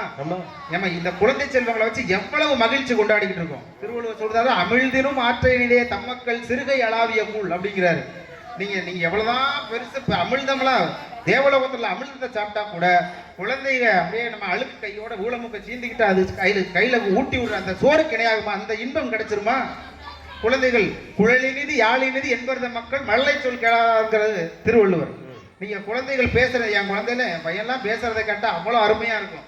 அதெல்லாம் ரொம்ப மரியாதையாத்தான் பேசுவோம். அப்பா வாங்கடா அப்படின்னு மரியாதை, அப்பா வாங்கடா. அதை கேட்கறதுக்கு எவ்வளவு தவம் பண்ணிருக்க நடுவர் அவர்களே. வாடான்னு சொல்லல, எவ்வளவு மரியாதை, வாங்கடா வாங்கடா. இன்னும் நிறைய எல்லாம் இருக்கு. அப்படியெல்லாம் அந்த இதெல்லாம் அந்த வார்த்தையெல்லாம் கேட்கறதுக்கு நம்ம என்ன தவம் பண்ணியிருக்கோம் நடுவர்களே. இந்த இத்தனை சுகங்களும் இத்தனை மகிழ்ச்சிகளும் குடும்பத்தில் தான் கிடைக்கிறது என்ற காரணத்தினாலே நம்முடைய தமிழ் இலக்கியங்கள் சொல்கிறது, மாதா தெய்வம், பிதா தெய்வம், குரு தெய்வம் என்று சொல்லுகிறது. குழந்தையும் தெய்வமும் ஒன்று என்றும் நாம் சொல்லுகிறோம். பாரதி எல்லாத்தையும் விட தாண்டி சொல்லுகிறார், ஏடும் தெய்வம், எழுத்தும் தெய்வம், மனையாளும் தெய்வம், பொண்டாட்டியும் தெய்வம் தான் பாரதியார் சொல்லிட்டாரு. ஆகவே இத்தனை நடமாடும் தெய்வங்கள் குடும்பத்தில் இருக்கிற காரணத்தினால் அந்த நடமாடும் தெய்வங்களை வணங்கினால்தான், அவர்களோடு சேர்ந்து வாழ்ந்தால்தான் நம் வாழ்வில் நிலைத்த நிம்மதி கிடைக்கும் என்று கூறி நல்ல வாய்ப்பிற்கு மந்தை மாரியம்மனுக்கும் நிர்வாக குழுவினருக்கும் நன்றி கூறி அமைகின்றேன். நன்றி, வணக்கம். அருமை அருமை. எங்க அப்பா நான் கூட என்னமோ ஏதோ நினைச்சேன். இன்னைக்கு எவ்வளவு தூரம் இன்னும் ரொம்ப பயங்கரமா பேசிக்காரு. குடும்பத்தோட வந்திருக்காரு பட்டிமன்றத்துக்கு. அதனால தான் இதோட தாக்கம் அதிகமா இருக்குது. பேசுங்களா? சரி, போதுங்க. நல்லா இருக்கு. அவர் ஏதோ பல் தேய்க்கிறதுக்கு பேஸ்ட் வைங்க சொன்ன மாதிரி இருந்துச்சு. தம்பி நல்லா பேசுங்க, விடியல பேஸ்ட் வைக்க மாட்டேங்காரு அவர் மைக் செட்டுக்காரு. அது வந்து பேஸ் சவுண்ட் வந்து ஏற்றி வைக்கணும். பாடகர் இல்லையா, நாங்கெல்லாம் இன்ன வரைக்கும் பேசணும். ஏதாவது கேட்டோமா பாருங்க. ரைட்டு. எதுக்காண்டி அப்படின்னா, தர்மேந்திரன் பேசி முடிச்சிட்டாரு. போகும்போது கடைசி ஒரு வார்த்தை சொல்லிட்டாரு, மாதா பிதா குரு தெய்வம். இப்படித்தான் சொல்லிருக்கான். எங்கேயாச்சும் தெய்வம் ஃபர்ஸ்ட் சொல்லிருக்காங்களா? முத அம்மா, அடுத்த அப்பா. இதெல்லாம் எங்க இருக்கு? குடும்பத்தில் இருக்குது. அப்படின்னு சொல்லி அருமையான தன்னுடைய வாதத்தை திறம்பாட தன்னோட பேச்சில் சொல்லி குடும்பம் தான் ஏன் சிறந்தன்னு சொல்லிட்டு போயிருக்காங்க. இதுக்கு பதிலடி கொடுக்கறதுக்கு வரணும் யாரு? இந்த சைடு இருக்கக்கூடிய அவருடைய நண்பர். அவங்க 2 பேரும் சொல்லிட்டாங்க, நாங்கள் எப்போ பட்டிமன்றம் பேசணும் ஆப்போசிட் தான் பேசுவோம். ஏன் பட்டிமன்றத்தில் மட்டும்தான் எங்கள் 2 பேத்துக்கும் திட்டுறதுக்கு வாய்ப்பு கிடைக்குது. ஏன் மனக்குமரல் அவரை திட்டிடுவோம், அவர் மனக்கும் என்னை திட்டிட்டு சொல்லி வாய்ப்பு கேட்டிருக்காங்க. அதனால இதுக்கு பதில் கொடுக்கறதுக்கு தம்பி உதயகுமார் வாங்க, கோவில் அப்படிங்கிற அன்னைக்கு பேசுறதுக்காண்டி. பெருமதிப்பிற்குரிய நடுவர் அவர்களுக்கு என் முதற்கண் வணக்கத்தை தெரிவித்துக் கொள்கிறேன். இங்கு அமர்ந்து இருக்கக்கூடிய ஆன்மீக பெருமக்கள் அனைவருக்கும் என் முதற்கண் வணக்கத்தை தெரிவித்துக் கொள்கிறேன். செடியாய வல்வினைகள் தீர்க்கும் திருமாலை நெடியானே வேங்கடவா, நின் கோவில் வாசலில் படியாய் கிடந்து உன் பவளவாய் காண்பேனா அப்படிங்கிற குலசேகர ஆழ்வாரோட திருநாமத்தோட நான் இந்த பட்டிமன்றத்தை பேச ஆரம்பிக்கிறேன். நடுவர் அவர்களே, அருமை அருமை. நடுவர் அவர்களே, இன்றைய சமுதாயம் வந்து ஒரு அறிவார்ந்த சமுதாயம் தான், அதை ஏத்துக்கிறோம். ஆமா, அப்ப இவங்க 3 பேர் எதுக்கு வந்திருக்காங்க? அறிவார்ந்த சமுதாயம். இந்த 3 பேருக்கு என்ன வேலைன்னு கையை காட்டுற மாதிரி நீங்க அப்படி கையை காட்டும் போது அவங்க அப்படி பார்க்காங்க, என்னைய பார்க்காங்க. நடுவர்களே, இந்த அறிவார்ந்த சமுதாயத்துல இப்ப என்ன அப்படின்னா, அறிவு வளர வளர வளர வளர மக்களிடம் மனித நேயம் குறைஞ்சுக்கிட்டே போகுது. நடுவர்களே, ஆமா, இந்த மனித நேயம் குறையறதுனால என்னன்னா அன்பு குறைஞ்சு போயிருங்கிறத எங்களுடைய வாதமா வைக்கிறோம் இந்த இடத்துல. ஓ, மனித நேயம் குறைஞ்சிருச்சு, அன்பு குறைஞ்சிருச்சு சொல்ல வந்திருக்காரு. நடுவர்களே, இப்ப குடும்பத்திலேயே பாருங்க, ஒரு அன்பு குறையறதுக்கு காரணம் என்ன அப்படின்னா, இப்போ ஒரு கணவன் மனைவி 2 பேரும் வந்து ஃபாரின் ட்ரிப்பு போறாங்க. நடுவர்களே, சுற்றுலா. சுற்றுலா, அதுவும் இன்ப சுற்றுலா போறாங்க. நடுவர்களே, 2 பேரும் நல்லா ஜாலியா இருக்கணும், இன்ப சுற்றுலா போறாங்க. போயிட்டு இருக்கும் போது லேட் ஆயிடனே அவர் ஃப்ரெண்டை பார்த்த உடனே அவர் என்ன பண்ணிட்டாரு அப்படின்னா, நீ போய் போர்டிங் சீட் போடுமா, நான் அந்த என் ஃப்ரெண்டுகிட்ட பேசிட்டு வரேன்னு சொல்லிட்டு போயிட்டார். நடுவர்களே, ஏர்போர்ட்ல இந்த அம்மா போனே நானும் எங்க வீட்டுக்காரரும் வந்திருக்கோம் அப்படின்னு சொல்லி சொன்னோடனே, மேம் லேட்டா வந்துட்டீங்க, அதனால உங்களுக்கும் உங்க வீட்டுக்காருக்கும் பக்கத்துல சீட் இல்ல அப்படின்னு சொல்லிட்டாங்க. பக்கத்து சீட்டு கிடைக்கல. உடனே அவங்க வீட்டுக்காரர் வந்த உடனே கேட்கிறாரு, என்னம்மா டிக்கெட் போட்டேன்? நான் போட்டேங்க, பக்கத்து சீட்டு கிடைக்கல, நான் முதல்ல உட்காந்துருக்கேன், நீங்க 4வது வரிசையில மூலையில உட்காந்துருக்கீங்க அப்படின்றது. உடனே இவர் அந்த லேடிகிட்ட போய் சொல்றாரு, நாங்க 2 பேரும் வீட்டுக்கார ஹஸ்பண்ட் அண்ட் ஒய்ஃபா இருக்கோம், எங்களுக்கு நீங்க பக்கத்துல சீட்டு கொடுக்கலன்னா எப்படி அப்படின்னு கேட்கிறாரு. உடனே அதுக்கு அந்த லேடி சொல்லிச்சு, சார் அதெல்லாம் இல்ல சார், கொஞ்சம் லேட்டா வந்ததுனால கொடுக்க முடியலன்னு சொன்னே அந்த அம்மா கொஞ்சம் நகண்டு போயிடுச்சு பக்கத்துல வீட்டுக்காரம்மா. அதுக்கு அவர் கேட்கிறாரு அந்த கணவன் அந்த லேடிட்ட, இதுக்கு நான் ஏதாவது பே பண்ணணுமா உங்களுக்கு அப்படின்னு கேட்கிறாரு. அதுக்கு அந்த அம்மா சொல்லுது, அப்படிலாம் வேணாம் சார், தனித்தனியா போட சொல்லி மேம் ஏற்கனவே பே பண்ணி தான் அந்த சீட்டே அரேஞ்ச் பண்ணிருக்காங்க. அப்படிங்கும் போது, அதாவது குடும்பத்துல புருஷன் முன்னாடி எப்படி இருக்காங்க பாருங்க, தனித்தனியா சீட்டை பிரிச்சு போடுங்கன்னு அந்த அம்மா தான் லஞ்சம் கொடுத்து சீட்டையே போட்டிருக்கான். நடுவர்களே, குடும்பத்தோட அடிப்படைங்கிற அன்புங்கிறதே அந்த இன்ப சுற்றுலா போற இடத்துல அடிபட்டு போகும்போது இன்ப சுற்றுலா வரும்போது துன்ப சுற்றுலா இருக்கு. இப்படி இருக்கும் போது அவங்க எங்க நிம்மதி இருக்கும்? நடுவர்களே, தலைப்பை நல்லா கொடுத்துருக்கீங்க, நிலைத்த இன்பம். நடுவர்களே, நிலைத்த இன்பம்னா என்ன? இன்னைக்கெல்லாம் பாத்தீங்கன்னா கோவிலுக்கு போறோம் நடுவர்களே, ஐஸ்கிரீம் வாங்கி தின்னுட்டு ஐஸ்கிரீம் காலையில அப்புறம் மறந்து வரும், அதான் நிலைத்த இன்பம். நிமிஷத்துல கரைஞ்சு போயிடும். கடையநல்லூர் ஆஞ்சநேயர் கோயிலுக்கு ஒரு அம்மா வந்து வீட்டுக்கார கூட்டிட்டு 108 மாலை சாத்துறேன், வடமாலை சாத்துறேன் அப்படின்னு சொல்லிட்டு கூட்டு போகுது. கடையநல்லூர் ஆஞ்சநேயர் கோயில் இங்கெல்லாம் பக்கத்துல ஆஞ்சநேயர் கடையநல்லூர் ஆஞ்சநேயர் கோயில் கூட்டு போகுது. போகும்போது வீட்டுக்கார சொல்லுது, மாமா 108 வடை சூடா இருக்குல்ல, சாமிக்கு அப்பனாத்தே நம்ம வந்து நெய்வேத்தியம் பண்ணோடனே நல்லா இருக்கும் அப்படின்னு சொல்லி ரொம்ப பணிவா கூட்டு போறாரு. அவரும் பின்னாடியே மந்திரிச்சு விட்டு ஆடு மாதிரி பின்னாடியே போறாரு. அங்க போனோடனே நல்ல சாமியை கும்பிட்டு 2 பேரும் சந்தோஷமா தான் இருந்தாங்க. நடுவர்களே, அவரு 108 மாலையை நெய்வேத்தியம் பண்ணிட்டு சாமியை கழட்டி இந்த அம்மா கையில கொடுத்தோடனே அவர் வாங்கி என்ன செஞ்சுட்டாரு, கையில வச்சுட்டு வரும்போது ஒரு குரங்கு பிடிக்கிட்டு போயிடுச்சு வடமாலைய. அந்த அம்மா சொல்லுது, ஏ குரங்க, இது கூட உனக்கு வச்சுக்க தெரியாதா குரங்க, ஒரு வடையை 50 வடையும் போச்சே, நான் வீட்டுல போய் தயிர் சாதத்துக்கு என்னத்தை தொட்டு சாப்பிடுவேன்னு சொல்லி ஒரே சண்டைக்காடு. யாரு குரங்க பார்த்தா? ஆமா, வீட்டுக்கார பார்த்து குரங்குன்னு கேக்குது. நடுவர், நான் கூட குரங்க பார்த்தா குரங்கன்னு சொல்லிச்சேன்னு நினைச்சேன். எல்லாமே ஒண்ணுதான் நடுவர்களே. இப்ப நான் என்ன சொல்ல வரேன்னா, போனது ஆஞ்சநேயர் கோயிலுக்கு. ஆஞ்சநேயர் யாரு? குரங்குதான். அந்த குரங்குக்கு போய் சைடு பண்ணா அந்த மாலை யார் எடுத்துட்டு போவா? குரங்கு தானே எடுத்துட்டு போவான். இந்த வீட்டுக்கார போட்டு இந்த அவரும் சொல்றாரு, கூட்டு போனது யார? குரங்க. சரியா போச்சு. கூட்டு போனதும் குரங்கு, போனதும் குரங்கு சாமி, திட்டு வாங்கினதும் குரங்கு. அப்ப குரங்கு புடுங்கும்பாங்க. நடுவர்களே, இன்னைக்கு எத்தனை பேர் வீட்டுல கணவன் மனைவி சந்தோஷமா இருக்காங்க, கை தூக்குங்க. அத்தனை அம்மாமார்கள் இருக்காங்க, இந்த அம்மாமாரை கை தூக்க சொல்லுங்க பாப்போம். ஒரு ஆள் கூட தூக்க. ஒரு ஆள். ஏன்டா இந்த பாவிய கல்யாணம் பண்ணி நான் தலையில அடிச்ச குறையில இந்த கோயில்ல நான் பொங்கச்சோறு வாங்குறாங்க, நிம்மதியா உட்காந்து வாருன்னு சொல்லிட்டு உட்காந்துருக்காங்க. நடுவர்களே பாருங்க, வீட்டுல புடுங்கல் தான் இங்க உட்கார்ந்து இருக்கோம். நடுவர்களே, ஒரு குழந்தை வளர்ப்பை பத்தி ரொம்ப அற்புதமா சொல்லிட்டு போனாரு. குழலினிது யாழினிது மழலை மொழி பேசாத வரான். ஐயா, குழலினிது யாழினிது ஐயா. அவர் மயன் சொல்றானா, ஏய் போங்கடாப்பா 5 வயசு பையன் வாங்கடாப்பா போங்கடாப்பான்னு சொல்லும்போது ரொம்ப சந்தோஷமாத்தே இருக்கும். அவருக்கு 50 வயசு ஆனா 25 வயசுல கல்யாணம் பண்ணி மருமக வந்த புதுசுல அப்பா அங்க முக்குல நின்று இருக்கும்போது ஏய் இங்க வாடா அப்படின்னு கூப்பிட்டா சந்தோஷமா இருக்குமா நடுவர்களே? உங்க அப்பா மரியாதை எல்லாம் பேசுறது உங்களுக்கு சந்தோஷமா இருக்கு? நடுவர்களே, இந்த பெண்களோட பழக்கத்தை பார்த்தீங்கன்னா ரொம்ப ஒரு இதாகவே இருப்பாங்க. ஏதாவது ஒரு பொருள் அடுத்த வீட்டுக்காரிக்கு அப்படி கிடச்சிச்சா நமக்கு இப்படி கிடந்தாங்க. இப்படிதான் ஒரு அம்மா அது வீட்டில் சட்னி அரைக்கிறதுக்காண்டி என்ன பண்ணினா தேங்காய் வாங்கிட்டு வந்து நடுவர்களே. சட்னி அரைக்கிறது? ஆமா. சரி, அன்னைக்குன்னு பார்த்து வெள்ளிக்கிழமையில அங்க வந்து தாயே கருமாரி எங்கள் தாயே கருமாரி அப்படின்னு ஒரு பாட்டு சத்தை கேட்டோன்னே சரி போற அந்த சாமிக்கு இந்த தேங்காயை உடச்சு விட்டு போனாலும் உடைக்கிற வேலை மிச்சம் ஐயர் உடச்சு கொடுத்தாரு உள்ள பேசி நடுவர்களே. போயிடல போனோடனே ஐயரும் வந்து தேங்காய் பவியமா வாங்கி அது நல்லா கவனிக்கணும். சட்னிக்கு வாங்கின தேங்காய். சட்னிக்கு வாங்கின தேங்காய் அதே ஒரே கல்ல 2 மாங்காய். இன்னை வரைக்கும் அண்ணன் ஒரே கல்ல 2 மாங்காய் ஒரே கல்ல 2 மாங்காய் அப்படின்னு அடிச்சுக்கிட்டே கிடந்தாரு தெரியுமா? அது மாதிரி கூட்டு போயிட்டாங்க நடுவர்களே. சாமி பூசாரியை வாங்கி தேங்காய் உடைச்சு நைவேத்தியம் பண்ணிட்டு கொடுக்க போகும்போது பார்த்துட்டு கொஞ்சம் கூட்டமா அதிகமா இருந்துச்சு. அப்ப என்ன செஞ்சாரு, தட்டை மாத்தி கொடுத்தாரு. இந்த அம்மா வீட்டுல சட்னிக்கு வாங்கினதாங்க நல்லா உருட்டு தேங்காய் பெருசு பெருசா பார்த்து வாங்கிட்டு வந்திருக்கு. ஐயர் கொடுத்து கொஞ்சம் சின்ன முடியா கொடுத்துட்டாரு. சாமி என்னோட கண்ணு தரல சாமி அவரை நான் கொண்டு வந்த தேங்காய் பெரிய தேங்காய் அப்படின்னு. சரிமா மன்னிச்சுக்கோமா தெரியாம கொடுத்தோம். என்ன 30 ரூபா தேங்காய் உமக்கு கண்ணு தெரியல அப்படின்னு அந்த அம்மா கேக்குது. 30 ரூபா தேங்காய் போல 25 ரூபா தேங்காய் கொடுத்துருக்கீங்க. 10 ரூபா தேங்காய் கொடுத்தேரையா அப்படின்னு. அப்பதான் அவர் சொல்றாரு, என்னையவே இந்த பாடுபடு தெரியுமா வீட்டுக்காரனை என்ன பாடுபடுத்துவ அப்படின்னு அந்த பூசாரி அங்க குமர்றாரு நடுவர்களே. இப்படிதான் ஒரு அம்மா நினைஞ்சிருக்குது. போலீஸ் ஸ்டேஷனுக்கு நம்ம ஓடி இருக்கு. நம்ம ஓடி போய் என் வீட்டுக்கார காணுன்னு ஒரு கம்ப்ளைண்ட் கொடுத்துருக்குது. ஏமா நீ யாரு எந்த ஒரு பதட்டப்படாம பேசு பொறுமையா நில்லுமா. அதெல்லாம் கிடையாது. என் வீட்டுக்கார காண உடனே கம்ப்ளைண்ட் கொடுக்க வந்தேன். ஏமா கொஞ்சம் பொறுமையா இருமா. சரி ஏதாச்சும் அடையாளம் சொல்லுவோம். வீட்டுக்கார பேரெல்லாம் சொல்ல மாட்டேன். ரொம்ப கட்டுப்பாடான பெண்ணு, பேரெல்லாம் சொல்ல மாட்டேன். சரி அங்க அடையாளம் ஏதாவது சொல்லுமா. தலையில லைட்டா ஒரு கரண்டி கொத்துற மாதிரி ஒரு காயம் இருக்கும். முதுகுல அங்க சூடு வச்சது இருக்கும் அப்படின்னு சொன்னதான் போலீஸ்காரு. ஏமா உன் வீட்டுக்காரர் எனக்கு தேடையே வேண்டாம். மனுஷன் நிம்மதியை தேடி எங்கேயும் போயிட்டாரு. உன்கிட்ட இருக்க புடுங்கல் தான் ஓடிட்டாரு. போட்டு அவனாச்சும் நிம்மதி இருக்கட்டு இருக்காங்க. சரி கணவன் மனைவி தான் எப்படி இருக்குன்னு பார்த்தீங்கன்னா அந்த சில கண்டிஷன் போடுற அப்பா அம்மார்கள்ட்ட சிக்கிக்கிட்டு இருந்த இந்த குழந்தைகள் மாதிரி இருக்கிற பசங்க எவ்வளவு பாடுபடுறாங்கன்னு தெரியுமா நடுவர்களே? அப்பா என்ன சொல்லுவாருன்னா கம்பேர் பண்ணுவாரு.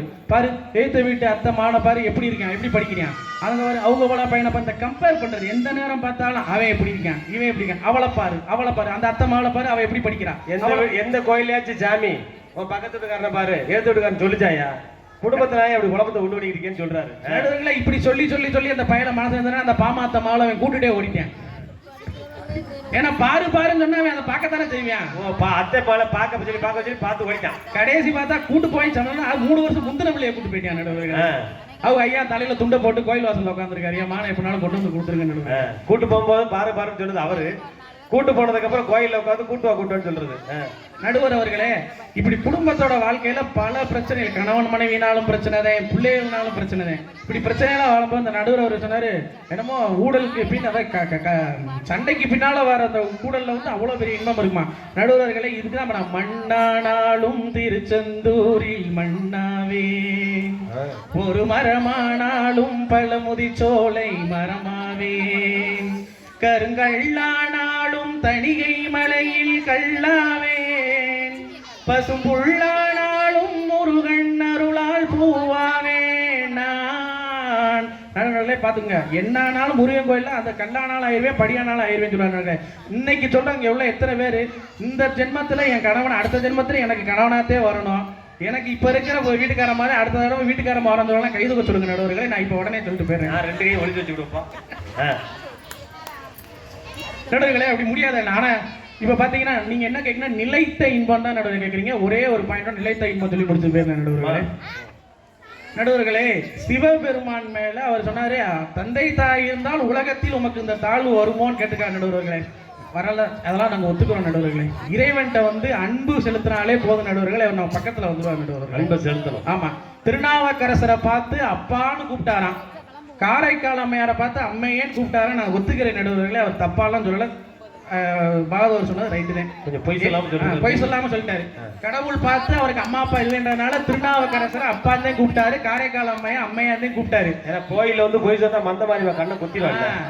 அவர் ஒண்ணு சும்மா இருந்தவனை போய் ரோட்ல இருந்த அந்த தண்ணி அடிச்சுட்டு படுத்து கிடந்தவனை போய் அம்மாவுன்னு கூப்பிடல, ரோட்ல சுத்தி இருந்தவங்களும் அம்மான்னு கூப்பிடல. நடுவர்களே, எந்த நேரமும் இடைவிடாது இறை நாமத்தை சொல்லி சிவனே தஞ்சம் இருந்தவரை மட்டும்தான் நடுவர்களே அப்பர்னு சொன்னாரு. கோயிலே கதின்னு கிடந்தவரை பார்த்து அப்பா இருக்காரு. இந்த நாவுக்கரசரை பத்தி சொல்லி தான் நான் அந்த பட்டிமன்றத்தை முடிக்க நினைச்சுக்கிறேன். நாவுக்கரசர், திருநாவுக்கரசர் அப்பர் பெருமான் எப்படிப்பட்டவர் தெரியுமா நடுவர்களே? இறைவன் மேல 4 சமய குருவர்கள் வந்து அன்பு செலுத்துறாங்க நடுவர்களே.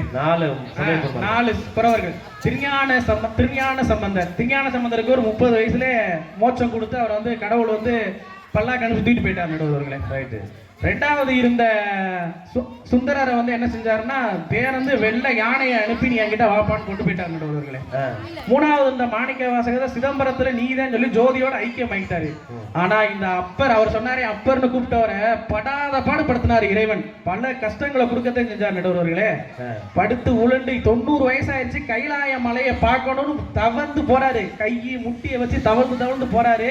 எதுக்கு ஒரு அம்மை வரும்போது சொல்லுது, இறைவனை பார்க்கணும்னா இன்னும் பல ஆண்டுகள் போனோம், உன்னால முடியாதியா, நீ திருப்பி போயிரியான்னு அப்பர் பெருமானை பார்த்து சொல்லும் போது அப்பர் சொன்னார், இன்னும் பல ஜென்மங்களை எடுத்தாலும் என் அப்பனை போய் நான் பார்ப்பேன்னு சொல்லியிருக்காரு நடுவர்களே. இதுதான் இறை பக்தி. அதான் இறை பக்தி. நீங்க பொங்கச்சோத்துக்கும் புளியோதரைக்கும் வந்து உட்கார்ந்துக்கிட்டு என்னையா பேசிட்டு இருக்கீங்க? அப்பதான் அசரீரியை ஒழிச்சு சிவபெருமான் சொல்றாரு, நீ அப்படியே கொஞ்சம் பிறண்டேன்னா திருவையாறு இடத்துல வந்து நீ வந்து என்ன செய்வானா உன் பழைய மேனியோட எந்திரிப்ப அப்படின்னு சொன்ன உடனே அவர் லைட்டா பிறண்டவுடனே அவ்வளவு தூரம் போனவர் திருவையாறுல இருக்கிற ஆத்துல அப்படியே பழைய உருவம் 36 வயசு இளவட்டமா எந்திரிச்சார் நடுவர்களே. ஆனால் இறைவன் காட்சி கொடுத்தாரு. எப்படி காட்சி கொடுத்தாரு? சாதாரணமா காட்சி கொடுக்கல. கைலாயம் மலையவே, அப்படி நீ கைலாயம் தான் நான் வரணும்னு சொன்னேன், உனக்காண்டி நான் கைலாயம் மலையவே பேர்த்து கொண்டு வந்து திருவையாறுல சமேதாவா காட்சி தந்தார் நடுவர்களே. சாதாரணமா காட்சி தரல, முருகனோட குடும்ப சமேதமா காட்சி கொடுத்தாரு. சொல்லலாம் நீங்க இப்ப குடும்பமா தானே காட்சி கொடுத்தாருன்னு சொல்லலாம் நடுவர்களே. குடும்பமா காட்சி கொடுக்கறனால எதுக்காண்டி பக்தி செஞ்சவனுக்கு தான் காட்சி கொடுத்தாரு நடுவர்களே. இறை சிந்தனை இருந்தால் மட்டும்தான் முடிஞ்சுதான் காட்சி கொடுத்தாரு. இப்பேற்பட்ட அப்பர்னு கூப்பிட்டதுல தப்பா நடுவர்களே சொல்லுங்க? இவ்வளவு பக்தி உள்ளவரால் அப்பன்னு சொல்லல தப்பே கிடையாது நடுவர் அவர்களே. ஒரு சாதாரண தீர்த்தம் நீர் தான், அது கோவில்ல கொடுக்கும் போது தீர்த்தமாக மாறுது. சாதாரண ஒரு அடுப்பறிந்த சாம்பல் தான், அதை கொடுக்கும் போது விபூதியா மாறுது. இன்னைக்கு கூட பிரசாத் இது சோறு கொடுக்குறாங்க. ஆனா நம்ம வீட்டுல என்னதான் வாழுவேன் கூட்டு ஊற்றி சாப்பிட்டாலும் அதுக்கு பேரு சோறு குழம்பு சாம்பார் தான். ஆனா அது கோவில்ல போட்டா பிரசாதமாக மாறுகிறது. ஒரு சாதாரண மனிதன் கோவிலுக்குள் சென்று வந்தால் மட்டுமே புனிதனாக மாறுகிறான் என்பதால் நீங்கள் வந்து மனிதனுக்கு நிலைத்த இன்பம் தருவது கோவிலே என்று கூறி தீர்ப்பளிக்குமாறு மிகவும் பணிவுடன் கேட்டுக்கொள்கிறேன். நன்றி, வணக்கம். தம்பி அருமையா ஒரு வார்த்தை சொன்னார் கடைசியா. சாதாரண தண்ணி நம்ம வீட்டில் குடிச்சாலும் தண்ணி, ரோட்டில் குடிச்சாலும் தண்ணி. ஆனா கோயில்ல அந்த பூசாரி கையில் கொடுக்கும் அதுக்கு பேர் என்னது? தீர்த்தம்னு மாறுதான். எப்படி?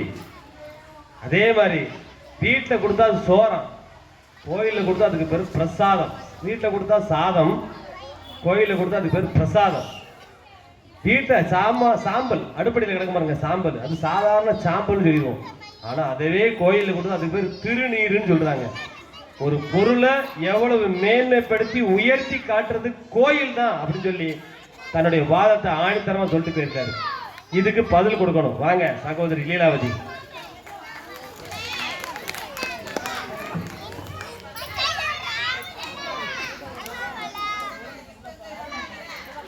வாழ்க நிரந்தரம் வாழ்க தமிழ் மொழி வாழிய வாழியவே, எங்கள் தமிழ் மொழி என்றென்றும் வாழியவே, என்றென்றும் வாழியவே.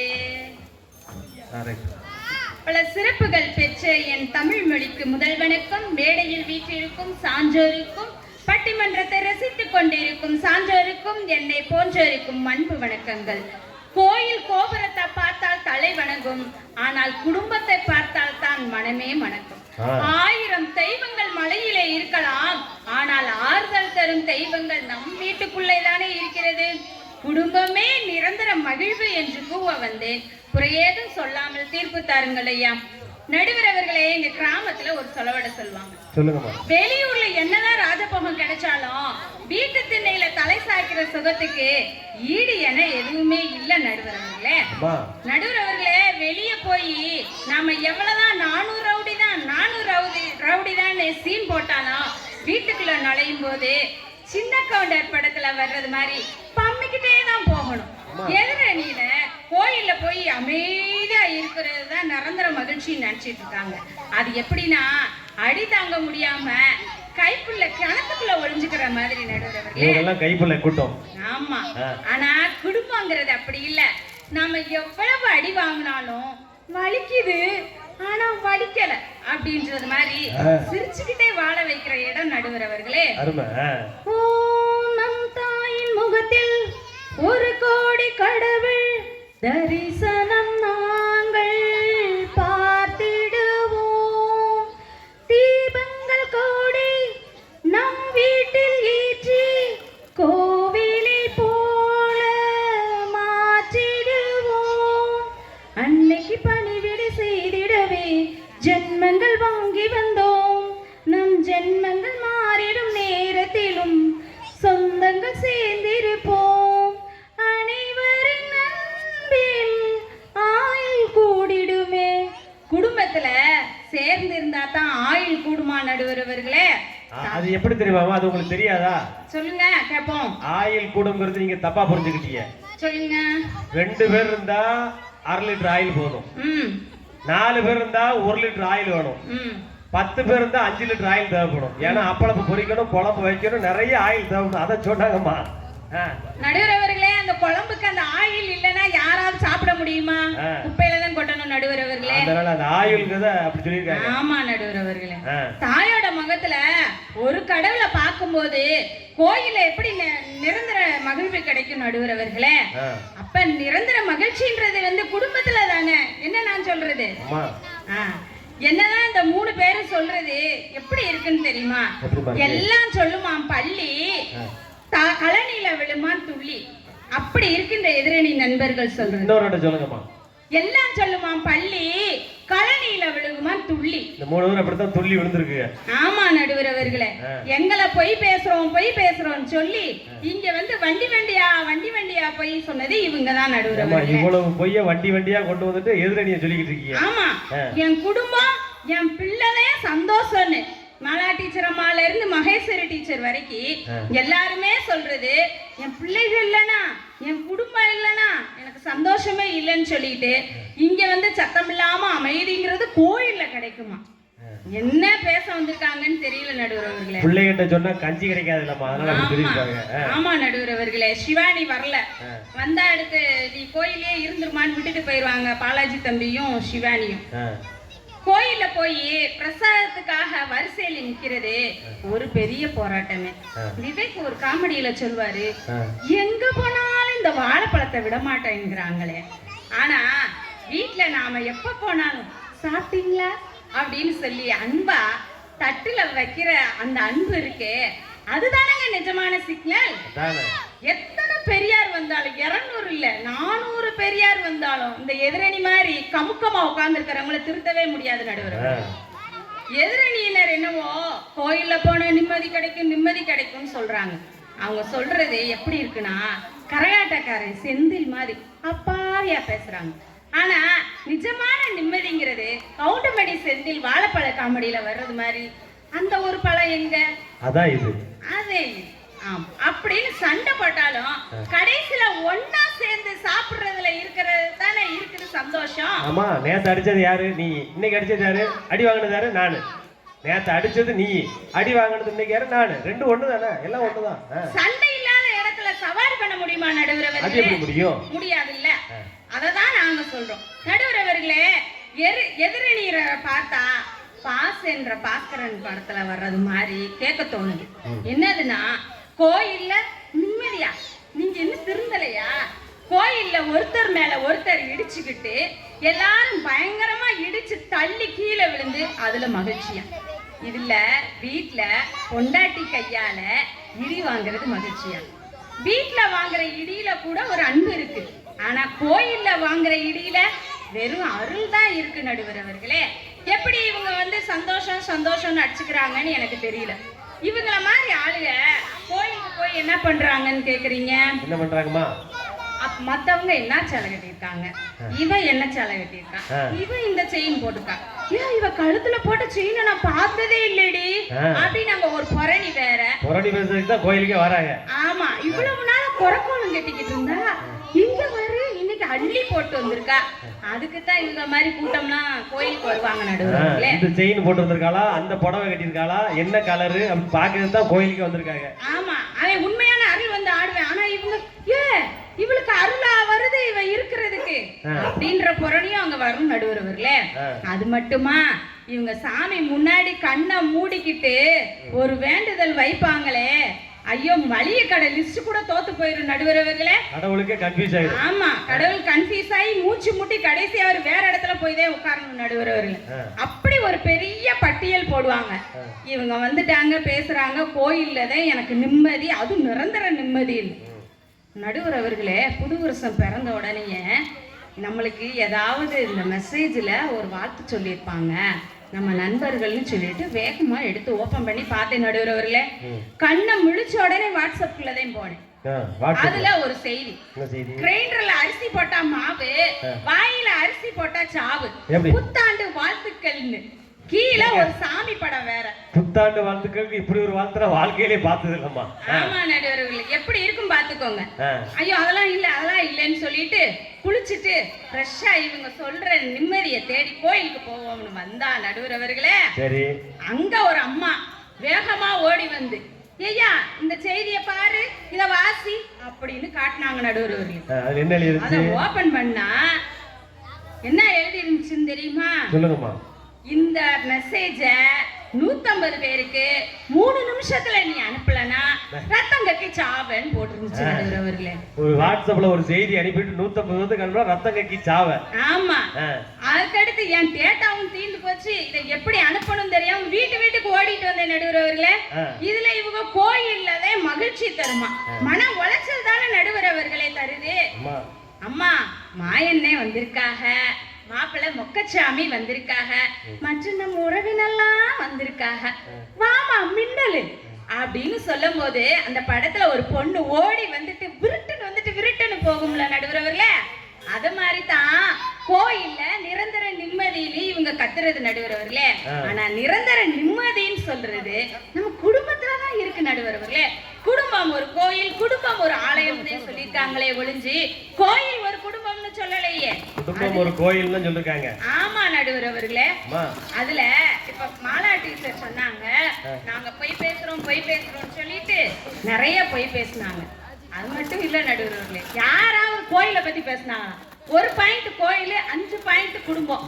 குடும்பத்தை குறை சொல்லி இந்த மாதிரி குறை சொல்ற குடும்பம் தான் இவங்க நடுவர்களே. இவங்க கோயில் கூட நான் சொல்ல வரல. உங்களுக்கு கோயிலுக்கு வந்ததே குடும்பத்தை குறை சொல்றது, சாமி கூட வரல. ஆமா, அவங்க அன்னைக்கு பேசினா எழுரணியில உள்ள குடும்பத்தை பத்தி குறை சொல்றாங்க. இந்த குறை தான் இங்க இருக்கும், நிரந்தர மகிழ்வு இல்லைன்னு சொல்ற நடுவர்களே.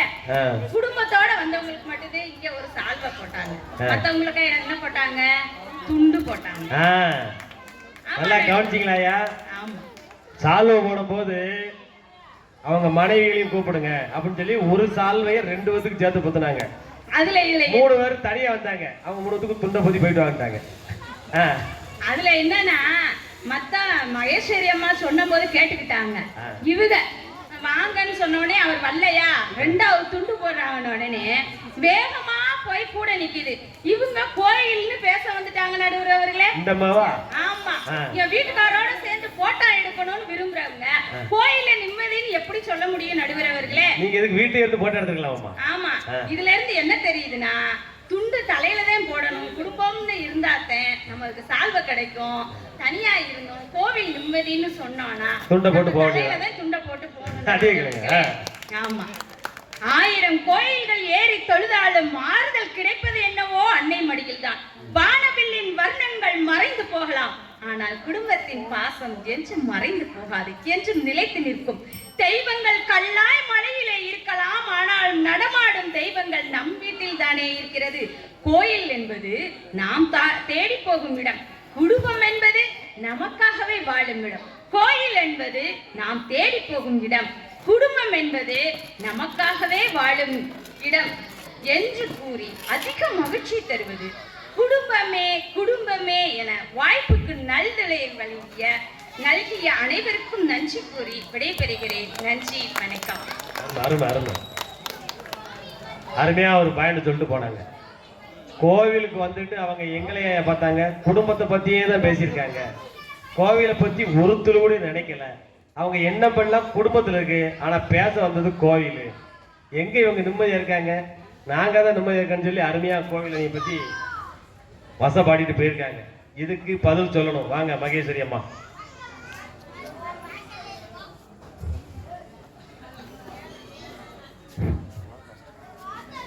ஆதிமொழி, அன்னை மொழி, ஐயன் வள்ளுவன் வாய்மொழி, ஐவகை நிலத்தின் செய்மொழி, ஐம்பெருங்காப்பியம் ஈந்த மொழி, யாதும் ஊராகி செழித்த மொழி, வந்தாரை வாழ வைத்த மொழியாம் என் தமிழ் அன்னைக்கு முதல் வணக்கம். என் அன்னை தந்தைக்கும் ஆசானுக்கும் என் இணையருக்கும் வணக்கத்தை தெரிவித்து தொடங்குகின்றேன். மனித வாழ்விற்கு நிலைத்த நிம்மதி தருவது கோயிலா குடும்பமா? நல்ல ஒரு அழகான ஒரு தலைப்பு. இன்றைய பட்டிமன்றத்தின் நடுவர், நீதி அரசர், நேர்மையின் காவலர் நடுவர் ஐயா அவர்களுக்கும், இறைவன் அருள் பெற்று இனிய இசையாய் இனிக்க இனிக்க இன்பமாய் இனிதாய் உலாவரும் எனதனி உறவுகளுக்கும், குடும்பம் குடும்பம் என்று காலமெல்லாம் குழப்பத்திலும் குமுறலிலும் வாழும் குடும்ப அணி உறவுகளுக்கும் என் இனிய வணக்கத்தை தெரிவித்துக் கொள்கின்றேன். வணக்கத்தை பத்தியலாமா? திருவள்ளிபுத்தூர் தேரழகு, திருவிடை மருதூர் தெருவழகு, ஸ்ரீரங்கம் நடையழகு, வேதாரண்யம் விளக்கழகு, மன்னார்குடி மதிலழகு, கும்பகோணம் கோயில் அழகு, இந்த வத்ராயல்பு மக்களின் சரவடி சிரிப்பழகு. ஜோரா ஒரு கைத்துக்களை கொடுங்க பாப்போம். ஐயா, இந்த மந்தவெளி ஆத்தாவோட அருள் இருந்தாதாங்க இங்க வந்து பேசவே முடியும். இந்த ஆத்தாட்டையும் டாக்டர்ட்டையும் போய் சொல்லக்கூடாது. ஆத்தாட்ட போய் சொன்னா டாக்டர்ட்ட அனுப்பிடுவாங்க, டாக்டர்ட்ட போய் சொன்னா அந்த ஆத்தாட்ட அனுப்பிடுவாங்க. ஆமா, அப்ப இந்த மூணு வந்து யார்ட்ட அனுப்ப போறாங்கன்னு தெரியல. அதான் நாங்க உண்மையவே பேச வந்திருக்கோம் அப்படின்றத முதல்ல சொல்லிக்கிறோம் ஐயா. வண்ண வண்ண பூவினில் காயை வைத்தவன், சிப்பி ஒன்றின் நடுவே முத்தை வைத்தவன், உள்ளம் என்னும் கோயிலை கட்டி வைத்தவன், கண்கள் என்னும் வாசலை தந்து வைத்தவன், இறைவன் வருவார் அவன் என்றும் நல்வழி தருவார். இறைவன் வந்தாலே ஒரு நல்ல வழி கிடைக்கும்யா. அதுக்கு நம்ம கோயிலுக்கு தாயா வரணும். இப்ப எல்லாரும் இங்க வந்து இந்த கோயிலுக்கு வந்திருக்காங்களே, எதுக்கு தெரியுமா ஐயா? எதுக்குன்னு சொல்லுங்க பாப்போம் ஐயா. இவங்க எல்லாம் வந்து நம்ம பட்டிமன்றத்துக்கு ஆளே வந்திருக்காங்க, கேட்க வந்திருக்காங்களா ஐயா? இவங்க எல்லாம் எதுக்கு வந்திருக்காங்க தெரியுமா ஐயா? வீட்டுல பிரச்சனை, வீதியில பிரச்சனை, காட்டுல பிரச்சனை, கடை வீதியில பிரச்சனை, அங்கமெல்லாம் பிரச்சனை, ஆபீஸ்ல பிரச்சனை, உள்ளமெல்லாம் பிரச்சனை, ஊர்ல பிரச்சனை. நான் கூட நம்மள நம்பி வந்தாங்கன்னு நினைச்சேன், அதுலயும் பிரச்சனையா கொண்டு வந்துட்டீங்க. என்னோட பிரச்சனை தீர வழியே இல்லையா அப்படின்னு இந்த தினந்தோறும் புலம்புற மக்கள் என்ன செஞ்சிருக்காங்க அப்படின்னா, இந்த பிரச்சனை தீரணும்னா இந்த ஆத்தாட்ட வந்து வேண்டிக்குவோமே அப்படின்றதுக்காக வந்திருக்காங்க ஐயா. இந்த ஆத்தாவுக்கு ஒரு அர்ச்சனையை போட்டு, ஆளுக்கு ஒரு முட்டையை போட்டு, நெத்தியில ஒரு பட்டையை போட்டு, புன்னகை பூக்க பூக்குள் இறங்குங்க, எல்லா பிரச்சனையும் இந்த ஆத்தா தீர்த்து வைப்பாங்க. இதுல போய் குடும்ப இந்த கோவில் வந்து மிக நிம்மதியை தருது அப்படின்னு சொல்ல வந்திருக்கிறோம் ஐயா. கோவில் இல்லா ஊர்ல குடியிருக்க வேண்டாம் அப்படின்னு ஒரு பழமொழி. ஆலயம் தொழுவதே சாலவும் நன்று அப்படின்னு ஔவையார் மொழி. தனக்குவமை இல்லாதான் தாழ் சேர்ந்தார் கல்லால் மனக்கவலை மாற்றலாருவே அப்படின்னு இந்த ஆத்தா காலில் விழுந்து கிடப்பவருக்கு மனக்கவலையே இல்லை அப்படின்னு எங்க தாத்தா வள்ளுவன் சொல்லிட்டு போயிருக்காரு. இதையெல்லாம் தெரிஞ்சிருந்தவங்க எப்படி பேசுறாங்கன்னு எங்களுக்கு தெரியல ஐயா. அந்த திருக்குறளை படிக்கலன்னு நினைக்கிறேன், படிச்சிருக்க மாட்டாங்கன்னு நினைக்கிறேன். இந்த பாம்பன் சுவாமின்னு ஒருத்தர் இருந்தாரு ஐயா. அவர் பாம்பன் சுவாமி வந்த ராமேஸ்வரத்துலயாமா? அவருக்கு வந்து குதிரை வண்டியில மோதி கால் உடைஞ்சு போச்சுயா. அவர் சென்னை பொது மருத்துவமனையில போய் சேர்த்திருக்காங்க. அவரை பார்த்த உடனே அன்பர் வந்திருக்காரு ஒருத்தர், வந்து என்ன செஞ்சிருக்காரு, மருத்துவரை பார்த்து, ஐயா எவ்வளவு செலவானாலும் பரவாயில்ல, எங்க ஐயாவை காப்பாத்திருங்க, காலை சரியாக்கி விட்டுருங்க, அவர் கால்ல நடந்து இறைவனுக்கு வந்து நிறைய தொண்டு செய்யணும்னு சொல்லி அவர் சொல்றாங்க. அப்ப அந்த டாக்டர் ஒரு வார்த்தை சொல்லுவாரு, உங்க ஐயாவுக்கு வயசு 73 ஆயிடுச்சு, அவரோட ஏற்கனவே அவர் ஆன்மீகத்துல இருக்கிறதுனால உப்பு காரம் புளிப்பெல்லாம் கொஞ்சம் குறைச்சு சாப்பிட்டிருக்காரு. அப்படி இருக்கறனால அவர் குணப்படுத்த வாய்ப்பே இல்ல தம்பி அப்படின்னு சொல்றாங்க. அப்போ அதுக்கு பாம்பன் சுவாமி என்ன சொல்றாரு தெரியுமா? அவர் என்ன சொல்றாரு அப்படின்னா, இந்த மருத்துவமே எனக்கு வேண்டாம், வீட்டுல போய் முருகன் கவசத்தை தினந்தோறும் பாடி இந்த ஐயனோட விபூதி எடுத்து திருநீரை எடுத்து என் காலில் தடவி விடுப்பா, நான் குணமாயிருவேன் அப்படின்னு சொல்லும் பொழுது 11 நாள்ல அந்த சண்முக கவசத்தை பாடி திருநீரை பூசின உடனே அவர் எந்திரிச்சு நடந்தாரியா. இதுதாங்க இந்த கோயிலோட அற்புதம். முடியாத பாம்பன் சாமிய வந்து காப்பாத்துனது அந்த திருநீரு அப்படிங்கறது அருமையா சொல்லிருக்காங்க. அது மாதிரி பழனியில இந்த சித்தநாதன் விபூதி கடன் ஒண்ணு இருக்கும் ஐயா. சித்தநாதன் விபூதி கடை. ஆமாய்யா. பஞ்சாமிர்தம். ஆமா, பஞ்சாமிர்த கடை, அதுலயே விபூதி இருக்கும். நீங்க உங்களுக்கு உங்க கண்ணுக்கு பஞ்சாமிர்தம் தெரியல, எங்க கண்ணுக்கு பஞ்சாமிர்தம் மட்டும் தான் தெரியுது. அவர் அதுல வந்து நல்ல ஒரு பட்டைய போட்டுட்டு அந்த விபூதியில உட்கார்ந்து இருப்பாரு. அத பார்த்த உடனே ஒரு வெளிநாட்டுக்காரங்க வந்தாரு. வந்து அந்த விபூதி பாக்கெட்டை பார்த்துட்டு வாட் இஸ் திஸ் அப்படின்னு கேக்குறாரு. இது என்ன அப்படி இங்கிலீஷ்ல கேக்குறாரு. ஆமா, இவங்க சொல்றாங்க விபூதி திருநீரு, இது என்ன செய்வீங்க, நாங்க இப்படி நெத்தியில பட்டைய போடுவோம் அப்படின்னு. இதனால என்ன கிடைக்கும், உனக்கு என் உடம்புல உள்ள எல்லா நோயும் சரியா போயிடும். அப்ப இந்த இதுல வந்து எக்ஸ்பைரி டேட்டே இல்லையே அப்படின்னு சொல்லுவாங்க. காலாவதியான தேதியே இல்லையேன்னு கேட்கும்போது அவர் சொல்லுவார், என்ன சொல்வார் அப்படின்னா, இந்த விபூதியை பூசிக்கிட்டா எக்ஸ்பைரி டேட் உங்களுக்கு இல்ல, எப்ப எல்லாம் நீங்க விபூதியை பூசிக்கிட்டு இருக்கீங்களோ அவ்வளவு காலம் உங்களுக்கு எக்ஸ்பைரி டேட் தள்ளி போகும் அப்படின்னு சொன்னாங்க. அந்த விபூதிக்கு அப்படி ஒரு மருத்துவ குணம் உண்டுயா. விபூதி மரியாதை விபூதி போட்டு போயிருங்க. இதுதான் இந்த கோயிலோட நமக்கு கிடைக்கக்கூடிய நிலைத்த நிம்மதி என்பது. அதே மாதிரி அபிராமி அந்தாதியில ஒரு பாடல் வருங்க, தனம் தரும் கல்வி தரும் ஒரு நாளும் தளர்வரியா மனம் தரும் தெய்வ வடிவம் தரும் நெஞ்சில் வஞ்சமில்லா இனம் தரும் நல்லன எல்லாம் தரும் அன்பர் என்பவருக்கே கணம் தரும் பூங்குழலால் அபிராமி கடைக்கண்ணே. இந்த அபிராமி அம்மையாரின் கடைக்கண் பட்டுச்சு அப்படின்னா தனம் கிடைக்கும், செல்வம் கிடைக்கும், கல்வி கிடைக்கும், தளர்வரியா மனம் கிடைக்கும், தெய்வ வடிவம் கிடைக்கும், நெஞ்சில் வஞ்சமில்லா எண்ணம் உருவாகும் ஐயா. இப்படி எல்லா வரமும் கிடைக்கணும்னா அந்த அம்மனோட கண் வந்து கண் பார்வையில நம்ம மீது படணும் அப்படின்னு சொல்றது இந்த பாடல் சொல்லுது ஐயா. இதுக்கு மேல ஏதாவது உங்களுக்கு வேணுமா ஐயா? இவங்க அந்தாதி படிக்கலன்னு நினைக்கிறேன், அபிராமி அந்தாதி போய் படிச்சுட்டு வாங்க நாளைக்கலாம். அதே மாதிரி குடும்பம் என்பது ஒரு ஹோட்டல் சாப்பாடு மாதிரியா. என்ன சாப்பாடு? ஹோட்டல் சாப்பாடு. ஹோட்டல்ல வந்து எல்லாமே கிடைக்கும். ஆமா, அது மாதிரி அந்த குடும்பம். இப்ப சிலிண்டர் பிரச்சனைனால அதுவும் கிடைக்க மாட்டேங்குமா? ஆனா வயிறு மட்டும்தாயா அது நிறையும். ஆனா கோவில் என்பது அம்மாவின் கைப்பக்குவ சாப்பாடு. வயிறும் நிறையும் மனசும் நிறையும். கண்டதையெல்லாம் சாப்பிட்டு தொப்பையில போட்டு தொந்திய வளர்த்து நோக்காடு வந்ததான் மிச்சம். இது மாதிரிதான் இருக்கு இந்த குடும்ப வாழ்க்கை. தம்பி ஒண்ணு சொல்லிட்டு போனாங்க, குழலினிது தன்மை சொல்லிட்டு போனாங்க, குழலினிது யாழினிது என்பதம் மக்கள் மழலை சொல் கேளாதவர் அப்படின்னு சொன்னாங்க. இந்த மழலை சொல் குடும்பத்துல கேட்கணும் அப்படின்னா இந்த கோவில் உள்ள ஆத்தாவோட அருள் வேணும் தம்பி. இதை நீங்க மறந்துட்டு பேசுறீங்க. அதே மாதிரி திருச்செந்தூர் முருகன் கோவில்ல போய் ஒரு ஆடி கார்ல ஒரு அம்மா அம்சமா வந்து இறங்குனாங்க ஐயா. ஆடி கார்ல ஆவணி மாசத்துல. ஆமா, இப்படி ஒரு அம்சமா ஒரு அம்மா வந்து இறங்குதே அப்படின்னு சொல்லி பாத்துக்கிட்டு இருக்கும் போது அவங்க என்ன செஞ்சாங்க அப்படின்னா அந்த கோயில் பிரகாரத்துல மடிப்பிச்சை கேட்டுட்டு இருந்தாங்க. இவ்வளவு வசதியான அம்மாவுக்கு ஏன் மடிப்பிச்சை கேட்கணும் அப்படின்ற ஒரு எண்ணம் எங்களுக்கு தோணுச்சு. அப்ப போய் அந்த டிரைவர்கிட்ட போய் கேக்குறோம், ஏம்மா ஏய்யா இந்த அம்மா வந்து எதுக்கு மடிப்பிச்சை கேக்குறாங்க அப்படின்னு. ஐயா இவங்களுக்கு என்ன ஆச்சு அப்படின்னா 15 வருஷம் கல்யாணம் ஆகி குழந்தையே இல்ல. அதனால போன வருஷம் இந்த கோயிலுக்கு வந்து குழந்தை வரம் வேண்டி வந்தாங்க.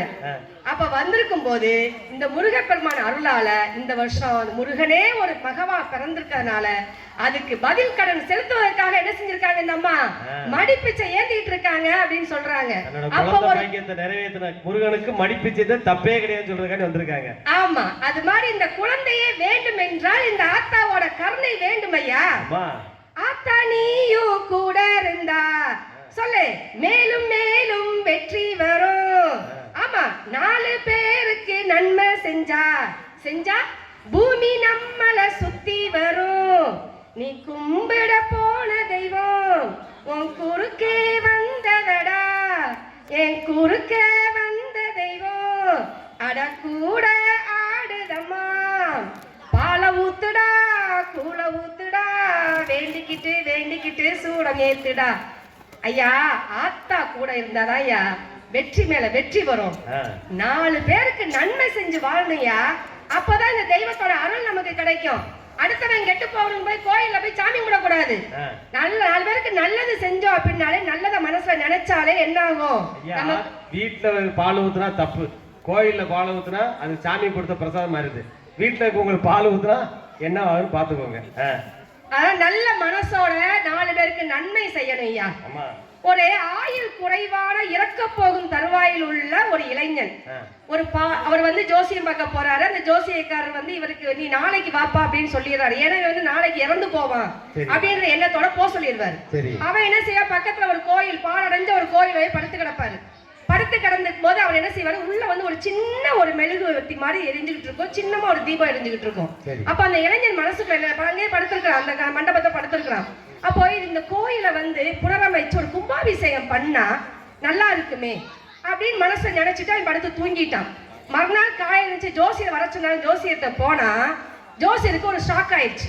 என்னடா அப்பா இவன் இன்னைக்கு செத்து போயிருப்பான்னு நினைச்சேன், உயிரோட வர்றானே அப்படின்னு கேட்கும்போது, அப்ப கேட்கும் போது என்ன ஆகும் அப்படின்னா, இல்ல நான் என்னப்பா நீ நினைச்ச அப்படின்னு கேட்கும் பொழுது, நான் சாமிக்கு ஒரு கும்பாபிஷேகம் பண்ணா நல்லா இருக்குமே அப்படின்னு நான் நினைச்சேன், அதனால அதுதான் நடந்துச்சு அப்படின்னு சொன்ன உடனே, அப்போ ஒரு கும்பாபிஷேகம் பண்ணாலே நல்ல ஒரு விஷயம் நடக்கும் அப்படின்னா முடிச்சதையா அப்படி நினைக்கும் போது நல்ல எண்ணத்துல இருந்தோம் அப்படின்னு நமக்கு நல்லதே கிடைக்கும் அப்படின்றத நாங்க சொல்லிக்கிறோம். அது மாதிரி கல்லால் அடி வாங்கினார், பிரம்மால் அடி வாங்கினார், வில்லால் அடி வாங்கினார், சொல்லால் அடி வாங்கினார், செருப்பு காலில் அடி வாங்கினாரு, பிட்டுக்கு மண் சுமந்தார் சிவன் அப்படின்னு சொல்லிட்டு நிறைய தம்பி சொன்னாங்க. சிவபெருமானுக்கு அவ்வளவு வசம் கிடைக்குது. இந்த அடி வாங்கியதுக்கு பின்னால எல்லாம் உள்ள காரணம் என்னன்னு பார்த்தோம்னா, தன்னை வேண்டிய மக்களை காப்பாற்றுவதற்காகத்தான் அவர் அடி வாங்கினாரு அப்படின்றத இவங்க தெரிஞ்சுக்கவே இல்லை அப்படின்றதான் தெரியுது. அதே மாதிரி இதை மட்டும் முடிச்சுக்கிறேன். வயிறுக்கு உணவுதான் தெய்வம், பாலை நிலத்திற்கு தண்ணீர் தான் தெய்வம். பசித்த பயிருக்கு உணவுதான் தெய்வம், பாலை நிலத்திற்கு தண்ணீர் தான் தெய்வம், கொட்டும் மலைக்கு கூரை தான் தெய்வம், கொளுத்தும் வெயிலுக்கு நிழல் தான் தெய்வம். நம் நல்ல நிம்மதியான வாழ்விற்கு இந்த கோயில் தான் தெய்வம் என்பது என்று கூறிக்கொள்கிறேன் ஐயா. உலக அதிசயத்துல எதுன்னு ஒரு கேள்வி கேட்டாங்க. உலக அதிசயம் எதுயா சொல்லுங்க ஐயா. உலக அதிசயம் நமக்கு தெரிஞ்ச எல்லாம் செத்து போன சுடுகாடு தாஜ்மஹால் தான் சொல்றாங்க. சீனா பெருஞ்ச தாஜ்மஹால் நீங்க சொல்லுவீங்க. ஆனா இயற்கை வேளாண் விஞ்ஞானி நம்மளோட ஒரு உலகத்தை சொல்லிட்டு போயிருக்காரு ஐயா. இந்த உலகத்திலே மிக அதிசயமானது மண்ணு தான் ஐயா. எதை போட்டாலும் மக்க செய்யும், ஆனா விதைய போட்டா மட்டும் அது முளைக்கும். இதுதான் கடவுளோட மகிமை. அதாவது சொந்தமுள்ள வாழ்க்கை சொர்க்கத்துக்கு மேலன்னு சொல்லிட்டு போனாங்க. பானையிலே சோறு இருந்தா பூனைகளும் சொந்தமடா, சோதனைய பங்கு வச்சா சொந்தம் இல்ல பந்தம் இல்ல. இதுதான் அதுக்கு பதில். சொந்தமுள்ள வாழ்க்கை சொர்க்கம், சோதனையை பங்கு வச்ச அப்படின்னா இங்க என்ன கிடையாது, சொந்தமும் கிடையாது பங்கமும் கிடையாது. அதனால கோவில் தான் நிலைத்த நிம்மதியை தரும் என்று கூறி எங்கள் அணிக்கு தீர்ப்பு வழங்குமாறு ஐயாவை கேட்டுக்கொண்டு விடைபெறுகிறேன். நன்றி, வணக்கம். அருமை. கடைசியா அந்த அம்மா ஒரு வார்த்தை சொல்லிட்டு போச்சு, சொந்தமில்லை பந்தமில்லைன்னு மாதிரி ஒரு பாட்டு பாடுச்சு. அதுல ஒரு வரி சொன்னாங்க, கேட்டீங்களா? எதிரணி என்ன சொன்னாங்க? நீங்க சோற பங்கு கிட்ட கொடுத்துருவாங்க, ஆனா சோதனையை பங்கு கொடுங்க. ஒரு 500 ரூபாய் பணம் கேட்டு பாருங்களேன், உங்க சொந்தக்காரன் என்ன நினைப்பணும் சொல்லுவோம். அந்த மாதிரி அருமையா சொல்லிருக்காங்க. இதுக்கு பதில் கொடுக்கறதுக்கு வாங்க கவிஞர் விஜயகுமார்.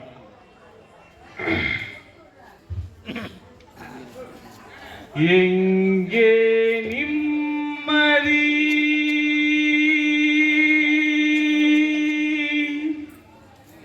எங்கே நிம்மதி, எங்கே நிம்மதி, எங்கே நிம்மதி அப்படிலாம் நான் பாடி சொல்ல மாட்டேன். பாத்தீங்களா? ஏன்னா எப்படி ஆரம்பிச்சுட்டு எங்கே நிம்மதி எங்கே பாடிட்டு அப்படிதான் சொல்ல மாட்டேன் கடைசியா. ஏன்னா எங்க குடும்பத்துல மட்டும் இல்ல, எல்லோருடைய குடும்பத்திலும் நிம்மதி நிலைத்து கிடைக்கின்றது, இருக்கின்றது. குடும்பத்துல எங்கள் வீட்டில் எல்லா நாளும் கார்த்திகை, ஐப்பசி பங்குனிலாம் லாலலா, எங்கள் நிலவில் என்றும் இல்லை தேய்பிரை, லாலலா, கிளி கூட்டம் போல் எங்கள் கூட்டமே, இது ஆனந்த பூந்தோட்டம், அன்பின் ஆலயம், அன்பின் ஆலயம், ஆலயம், அன்பின் ஆலயம். ஆமாங்க ஐயா, அன்பின் ஆலயம் தான். நடுவர்களே, எங்கள் குடும்பம் தான் அன்பு குடியிருக்கும் ஆலயம். நம் அனைவரின் குடும்பம் தான் அன்பு நிறைந்திருக்கும் ஆலயம் என்று சொல்ல வந்திருக்கின்றேன். ஓ, அன்போட இருக்கிறத குடும்பம், அதான் ஆலயத்துல வந்திருக்கீங்க. கோவில் மட்டும் இல்லைங்க, அன்பு குடிகொண்ட ஒவ்வொரு இல்லமும் ஆலயம் தாங்க. அன்போட இருந்தா அது ஆலயம். அன்பு குடிகொண்ட எல்லோர் வீட்டிலும் ஆனந்தம் நிலைத்திருக்கும். அன்போட இருந்தா அது ஆலயம். ஆமா, வம்போட இருந்தா அது கோயிலை தெரிஞ்சு ஓடி ஓடி வருவாங்க.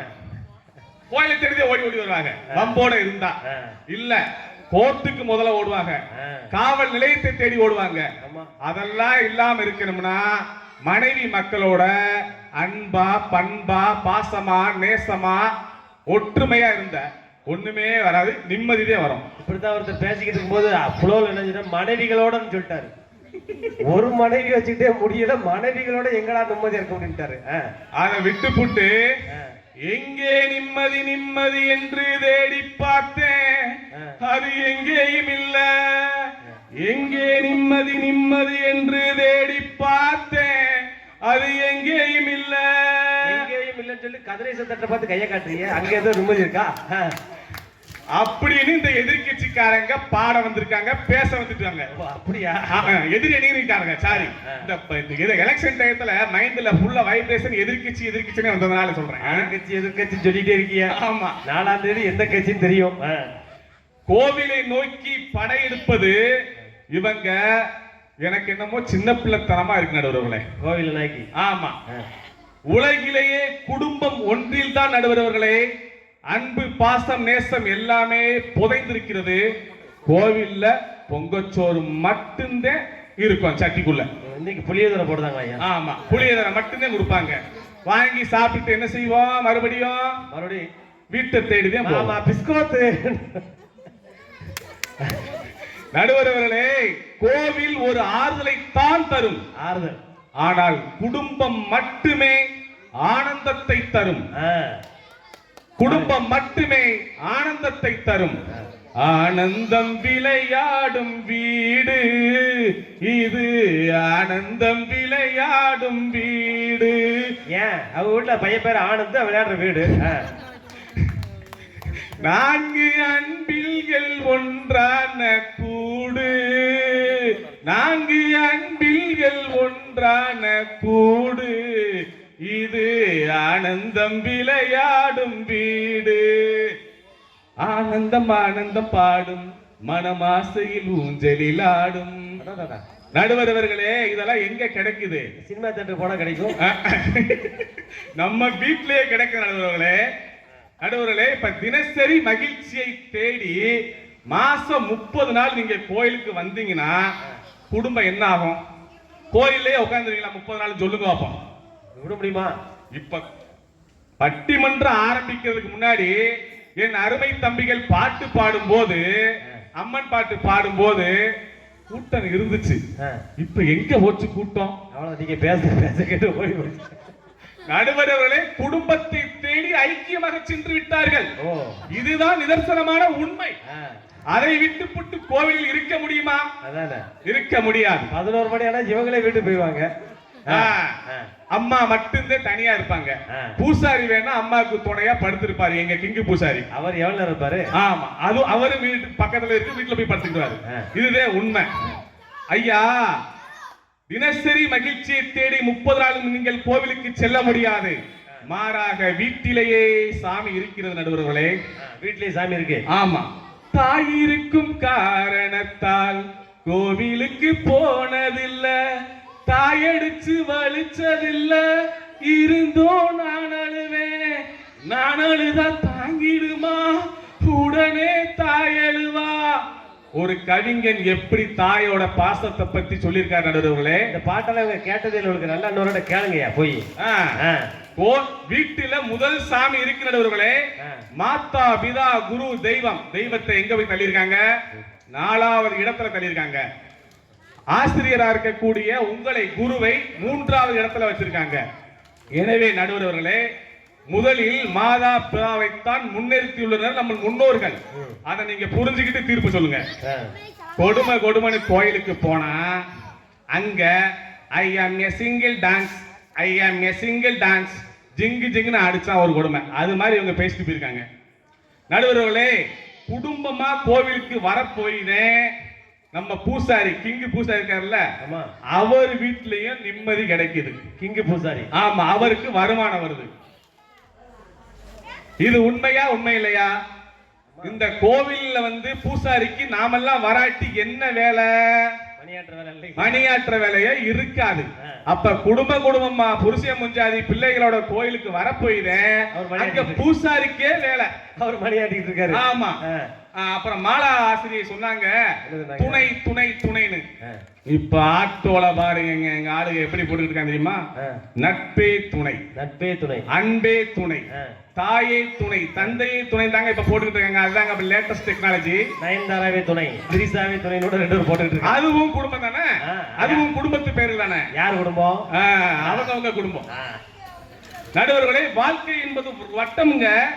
அத எல்லாரும் சுத்தணுங்க, சம்பாதிக்கணுங்க. நீங்க சம்பாதிச்சு வாழ்க்கையை உங்க குடும்பத்தை நெறிமுறைப்படுத்தி வரைமுறைப்படுத்தி ஒழுங்குபடுத்தி இருந்தால் அங்க காசு பணம் எல்லாம் நம்ம பாக்கெட்ல வந்துருச்சுன்னா அங்க நிம்மதி கண்டிப்பா கிடைக்குங்க. அதை விட்டு போட்டு காசு பணம் இல்லாம இருந்தா தேடுறது எதை?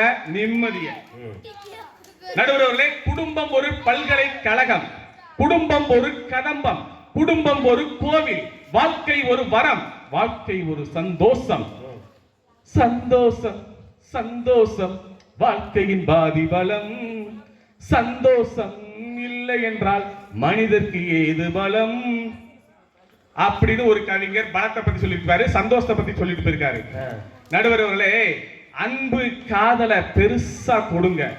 மகிழ்ச்சி நிம்மதி வீட்டிலேயே இருக்கும். நிம்மதி தானா கிடைக்கும். அன்பு காதலை எங்க கொடுக்கணும்?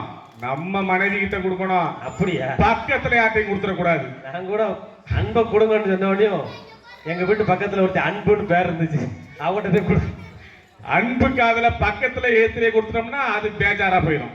ஆமா, காசு பணம் துட்டு மணி மணி, காசு பணம் துட்டு மணி மணி இருந்தாலே போதும், அங்கே நிம்மதி தன்னால வந்துடும். நடுவர்களே, ஏதாவது பிரச்சனைனா சாமி தீர்க்குதுங்க.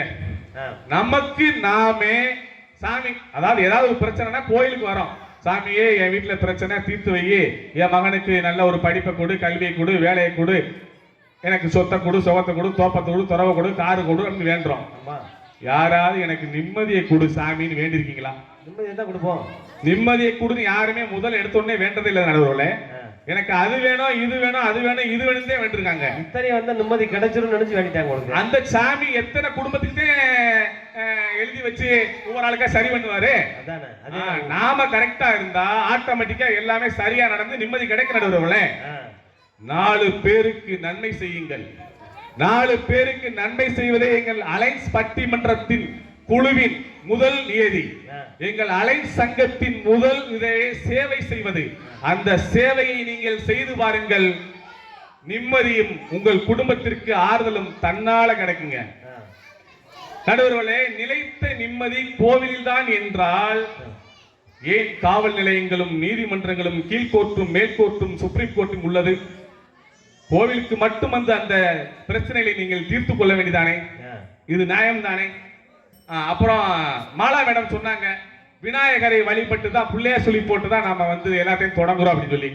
ஏன் அம்மா அப்பா காலில் விழுந்து அந்த செயலை நீங்க தொடங்கி பாருங்க, அது கண்டிப்பா உங்களுக்கு சக்சஸா முடியுங்க.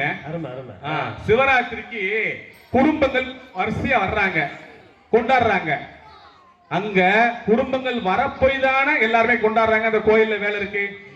சரி நடுவர்களே, காலத்தின் அருமை கருதியும் இன்னும் நிறைய பேசலாம். இன்னும் ஒரு 1/4 மணி நேரம் கொடுத்தீங்கன்னா நல்லா இருக்குன்னு நினைக்கிறேன். நீங்க பெல் அடிச்சுக்கிட்டே இருக்கீங்க. நான் கொடுத்தோம்னா நீங்க நல்லா இருப்பியா? என்னையும் உள்ள வச்சிருவாங்க. அவர் அப்படியே வந்து 10 நிமிஷம் டயத்தை முடிங்கன்னு சொல்லிட்டு போயிட்டாரு. அதனால முடிச்சிருங்க. மகேஸ்வரி டீச்சர் சொன்னாங்க, மந்தை வழி ஆத்தாவை கும்பிட்டுட்டு இங்கே இருந்துருவீங்களா? மாமா கூட கார்ல ஏறி குடும்பத்துக்கு போய்த்தானே ஆகணும். அதான உண்மை. ஏமா பத்திமன்றம் முடிச்சு இங்கே இருப்பிய, மாமாவோட தானே போவீங்க. அப்புறம் வள்ளுவரை பத்தி சொன்னாங்க. வள்ளுவர் அறத்துப்பால் பொருட்பால் இன்பத்துப்பால்னு குடும்பத்தை பத்தி அதிகமான திருக்குறளை கொடுத்திருக்காங்க நடுவர்களே. எனவே நடுவர் அவர்களே, நிலைத்த நிம்மதி குடும்பத்தில் மட்டும்தான் கிடைக்கிறது. குடும்பத்தில் மட்டும்தான் கிடைக்கிறது. அனைவரும் அன்பினை கொடுங்கள். ஆட்டோமேட்டிக்கா அந்த ஆண்டவன் உங்களுக்கு நிலைத்த நிம்மதியை தருவார் என்று கூறிக்கொண்டு வாய்ப்பிற்கு நன்றி பாராட்டி விடுகிறேன். நன்றி, வணக்கம். நேரம் என்னைக்குமே கிடைக்க மாட்டேங்கிறாரு. சரி, ரைட்டு. இப்ப 2 அணியிலுமே பேசி முடிச்சிட்டாங்க. இல்ல இங்க எல்லாம் பேசி முடிச்சாங்க, அங்க யாரும் பேசிட்டு இருக்காங்க. இல்ல இந்த பேச்சோட அந்த பேச்சு பயங்கரமா இருக்குது. சண்டையா? Right right. இப்ப ஒரு வழியா 2 அணியினர் பேசிட்டாங்க. என்ன பேசியிருக்காங்க? எங்க குடும்பத்துல நிம்மதி இருக்குது அப்படின்னு சொல்லி இந்த அணியில் இருக்கிறவங்க பேசியிருக்காங்க. இவங்க என்ன பேசியிருக்காங்க? குடும்பத்துல எங்கெங்க நிம்மதி இருக்குது, அவே சண்டை ஓடுறதுக்கே டைம் இல்லை, கோவிலுக்கு வந்தா நிம்மதியா இருக்கும்னு சொல்லி இவங்க பேசியிருக்காங்க.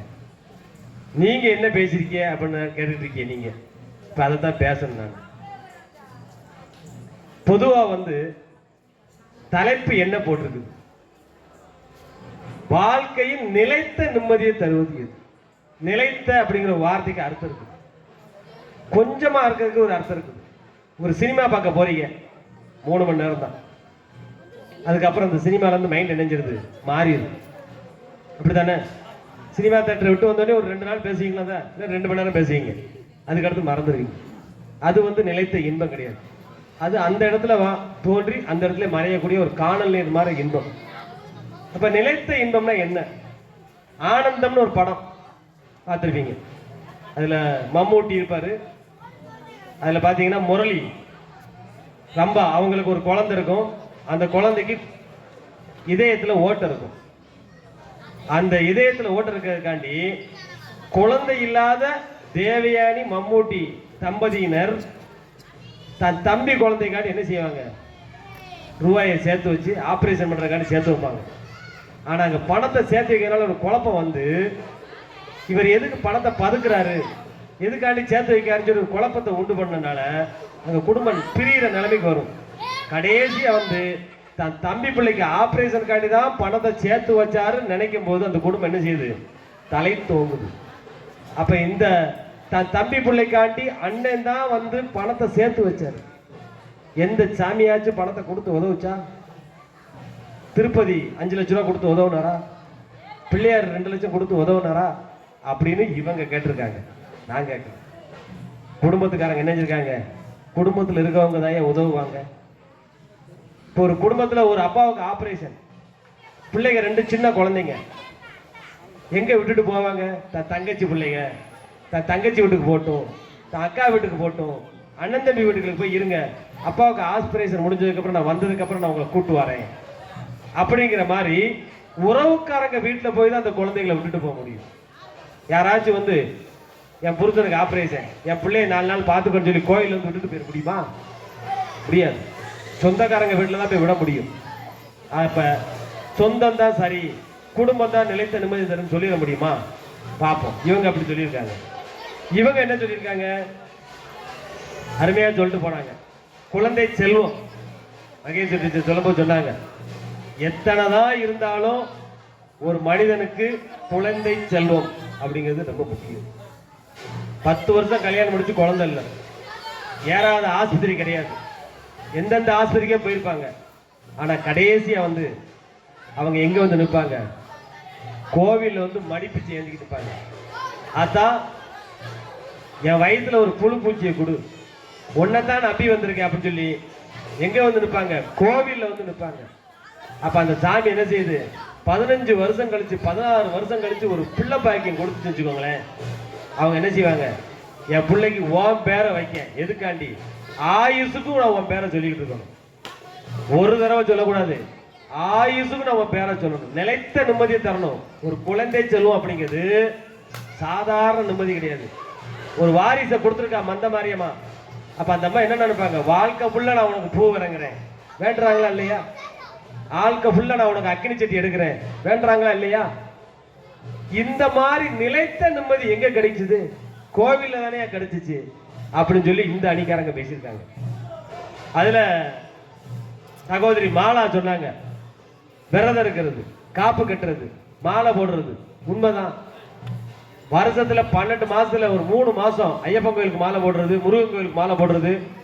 அந்த 3 மாசம் பாருங்க வீட்டுல சண்டையே இருக்காது. ஏன்? சாமி வாங்க, சாமி உட்காருங்க, சாமி விரதம் விடுங்க, சாமி சாமி சாமி புருஷன் தாங்குதாங்கன்னு தாங்குவாங்க. மனைவி விரதம் இருந்தா சாமி வாங்க நீங்க விரதம் விடுங்க அப்படின்னு சொல்லி வீட்டுக்காரர் குடிக்க மாட்டாங்க. இந்த விரதம் இருக்கக்கூடிய காலகட்டங்கள்ல தாங்கிட்ட இருக்கக்கூடிய கெட்ட பழக்கத்தை கூட என்ன செஞ்சிட்டாங்க, அவங்க விட்டுட்டாங்க. அப்ப அப்பேற்பட்ட அந்த விடும்போது அந்த குடும்பத்தில் என்ன செஞ்சிருக்கு, நிலைத்த நிம்மதி கிடைக்குது. நிலைத்த நிம்மதி கிடைக்கலையா? 12 மாசத்துல 3 மாசம் அப்படிங்கிறது நிலைத்த நிம்மதியை தருது. 7 மாசம் 9 மாசம் கஷ்டத்தை தந்திருக்கும். ஆனா அந்த 3 மாசம் என்ன செய்யுது, அந்த வருஷம் ஃபுல்லா இழுத்து கொண்டு போகுது. அதே மாதிரி தான் ஒருத்தன் வந்து ஒரு கல்யாண வீட்டுக்கு போறான், செருப்பை தொலைச்சிட்டான். பொண்டாட்டி என்ன சொல்லுவான், 20 மாடு 500 ரூபா கொடுத்து வாங்கின பேட்டா செருப்பு தொலைச்சிட்டு வந்து நிக்கிய, ஒரு வாரம் கூட ஆகல, திட்டுவா. அதே புருஷன் கோயிலே ஒரு செருப்பை தொலைச்சிட்டான். உன்னோட பாவம் இதோட சீந்து வச்சு, செருப்பு போச்சா பரவாயில்ல நல்லதா போச்சு. அப்ப பாருங்க, தொலைஞ்ச செருப்பு ஒண்ணுதான், ஆனா தொலைஞ்ச இடம் வேற. கல்யாண வீட்டுல தொலைக்கும் போது அது பாவம் சொன்னவன், தொலைஞ்சிட்டேன்னு வருத்தப்பட்டவன் கோவில்ல செருப்பை தொலைஞ்ச உடனே என்ன சொல்றாங்க, உன் பாவம் தீந்து போச்சு. அப்ப அந்த செருப்போட மகிமை கல்யாண வீட்டுக்கும் கோவிலுக்கும் மாறும் போது எப்படி போகுது பாருங்க. அதே மாதிரி ஒரே ஒரு சம்பவத்தை சொல்லி முடிக்கலாம்னு நினைக்கிறேன். எங்க பாட்டி பேரு தாயம்மா, வயசு 96, சாகும் போது எங்க பாட்டி வந்து எப்பயுமே பாத்தீங்கன்னா இந்த வயக்காட்டுல ஒரு கோயில் வச்சிருக்கோம், மாரியம்மன், வேப்பிலைக்காரி மாரியம்மன் ஒரு கோயில் வச்சிருக்கிறோம். அந்த கோவிலே கிடைக்கும். ஆடு மாடு மேய்க்கிறவங்க பாத்தீங்கன்னா அந்த பக்கம் கூட போகவே முடியாது. ஏன்னா எங்க கிளவி அப்படி என்ன செய்யும், ஆட்டுக்கார பையல நாசமா போற பையல பயிர்ல மேய்த போடா அப்படின்னு பத்தி விடும். அந்த ஆட்டுக்காரங்க எல்லாம் சொல்லுவாங்க, கிளவி வாயில்லாத ஜீவன் சாப்பிட்டு போறது விட மாட்டேங்க, நீ எல்லாம் நாயா பையா சீரழிஞ்சு புழு வரிச்சுதான் சாவுவ அப்படின்னு சாவு விடுவாங்க. ஆனா எங்க ஆச்சி அந்த மாரியம்மாளுக்கு பணிவிடை பண்ணிட்டே இருந்தான். அவ எங்க ஆச்சி என்ன செஞ்சா தெரியுமா, மாரியாத்தாட்ட, மாரியாத்தா என்னை எந்த கஷ்டமும் இல்லாம நீ எடுத்துக்கிடணும், உன்கிட்ட கேட்கிற ஒரே ஒரு வேண்டுதல் இதுதான். உண்மையிலே 96வது வயசுல நடந்து போய்கிட்டு இருக்குது, வெளியே போய்கிட்டு இருக்கும்போது நடந்து போகுது, அப்படியே உட்காருது, அப்படியே சரிஞ்சிருச்சு, அப்படியே இறந்துருச்சு. அப்ப மாரியாத்தாட்ட கேட்ட வேண்டுதல், மாரியம்மன் கேட்ட வேண்டுதல் 96 வயசுல கடைசி வரைக்கும் யார்ட்டையும் போய் கஞ்சி குடிச்சு நிக்கல, தன்னோட ஒரு நாள் கூட மருமகளுக்கோ மகளுக்கோ கஷ்டத்தை கொடுக்கல, தானே நடந்து போய்கிட்டு இருந்தா. அதோட மரணம் அவளை தேடி வந்தது. அதற்கு காரணம் மாரியம்மனுக்கு அவள் பார்த்த பணி விடை. அதனால தான் இவ்வுலகத்தில் அவளுக்கு கிடைத்த சரியான விடை. அந்த இறைவனுக்கு பார்த்த தொண்டு அவளை எந்த சிரமமும் இல்லாமல், எந்த கஷ்டப்படாம இறைவன் அழைத்து கொண்டான். மனிதன் எங்க வேணாலும் தப்பிச்சிடலாம், ஆனா மரணத்திலிருந்து தப்பிக்க முடியும். இப்போ படுக்கும் போது சொல்லுவோம், படுத்த படுக்கையிலே நான் செத்துட்டா நிம்மதியா போய் சொல்றோமா இல்லையா? அப்பேற்பட்ட மரணம் எங்க கிடைத்தது என்றால் இறைவனுக்கு பணிவிடை பார்த்ததால் என்னுடைய ஆட்சிக்கு கிடைச்சது. அப்ப மனுஷனுக்கு நிலைத்த நிம்மதி எங்க கிடைக்கும் அப்படின்னா, ஒரு நாள் நிம்மதி கிடைக்கிறது வீட்டுல கிடைக்கும், 2 நாள் நிம்மதி கிடைக்கிறது வீட்டுல கிடைக்கும். ஆனா வாழ்க்கை முழுவதும் நிலைத்த நிம்மதியா கிடைக்கக்கூடியது குழந்தை செல்வத்தை கொடுத்த குலதெய்வம். குழந்தை செல்வத்தை உங்களுக்கு கொடுத்த குலதெய்வம். வீடு வீடு எல்லாமே வீட்டுல கிடைச்சிக்கலாம், ஆனா குழந்தை செல்வத்தை கொடுத்த அந்த தெய்வம் இருக்க, அதுதான் உங்க குடும்பத்துல நிலைத்த நிம்மதி தந்துச்சு. அங்க குடும்பத்துல உங்களுக்கு நிலைத்த நிம்மதி கொடுத்தது உங்களுடைய கோவிலிருந்து இருந்து வரக்கூடிய குலதெய்வம். ஆகையால் இந்த பட்டிமன்றத்தின் தீர்ப்பாக நான் கூறிக்கொள்ள விரும்புவது, மனித வாழ்வில் நிலைத்த நீடித்த நிம்மதியை தருவது கோவில்தான், கோவில்தான், கோவிலே என்று கூறி தீர்ப்பை வழங்கி விடைபெறுகிறேன். நன்றி, வணக்கம். இந்த அருமையான ஒரு பட்டிமன்றத்தை மந்தை மாரியம்மன் விழாக்குழுவின் சார்பாகவும் இந்த நிகழ்ச்சிக்கு ஏற்பாட்டினை செய்த மீனாட்சி நகைக்கடை உரிமையாளர் பொன் சுப்ராஜ் மாரியப்பன் அவர்களுக்கும் பொன் விஸ்வநாதன் அவர்களுக்கும் எங்களுடைய பட்டிமன்ற குழுவின் சார்பாக மனதார வாழ்த்துக்களை கூறிக்கொண்டு, இதே போன்று அடுத்த ஆண்டும் எங்களுக்கு வாய்ப்புகள் மந்தை மாரியம்மாள் வழங்குவாள் என்று நம்பிக்கையோடு விடைபெற்று உங்களை அனைவரிடம் விடைபெறுகிறோம். நன்றி, வணக்கம்.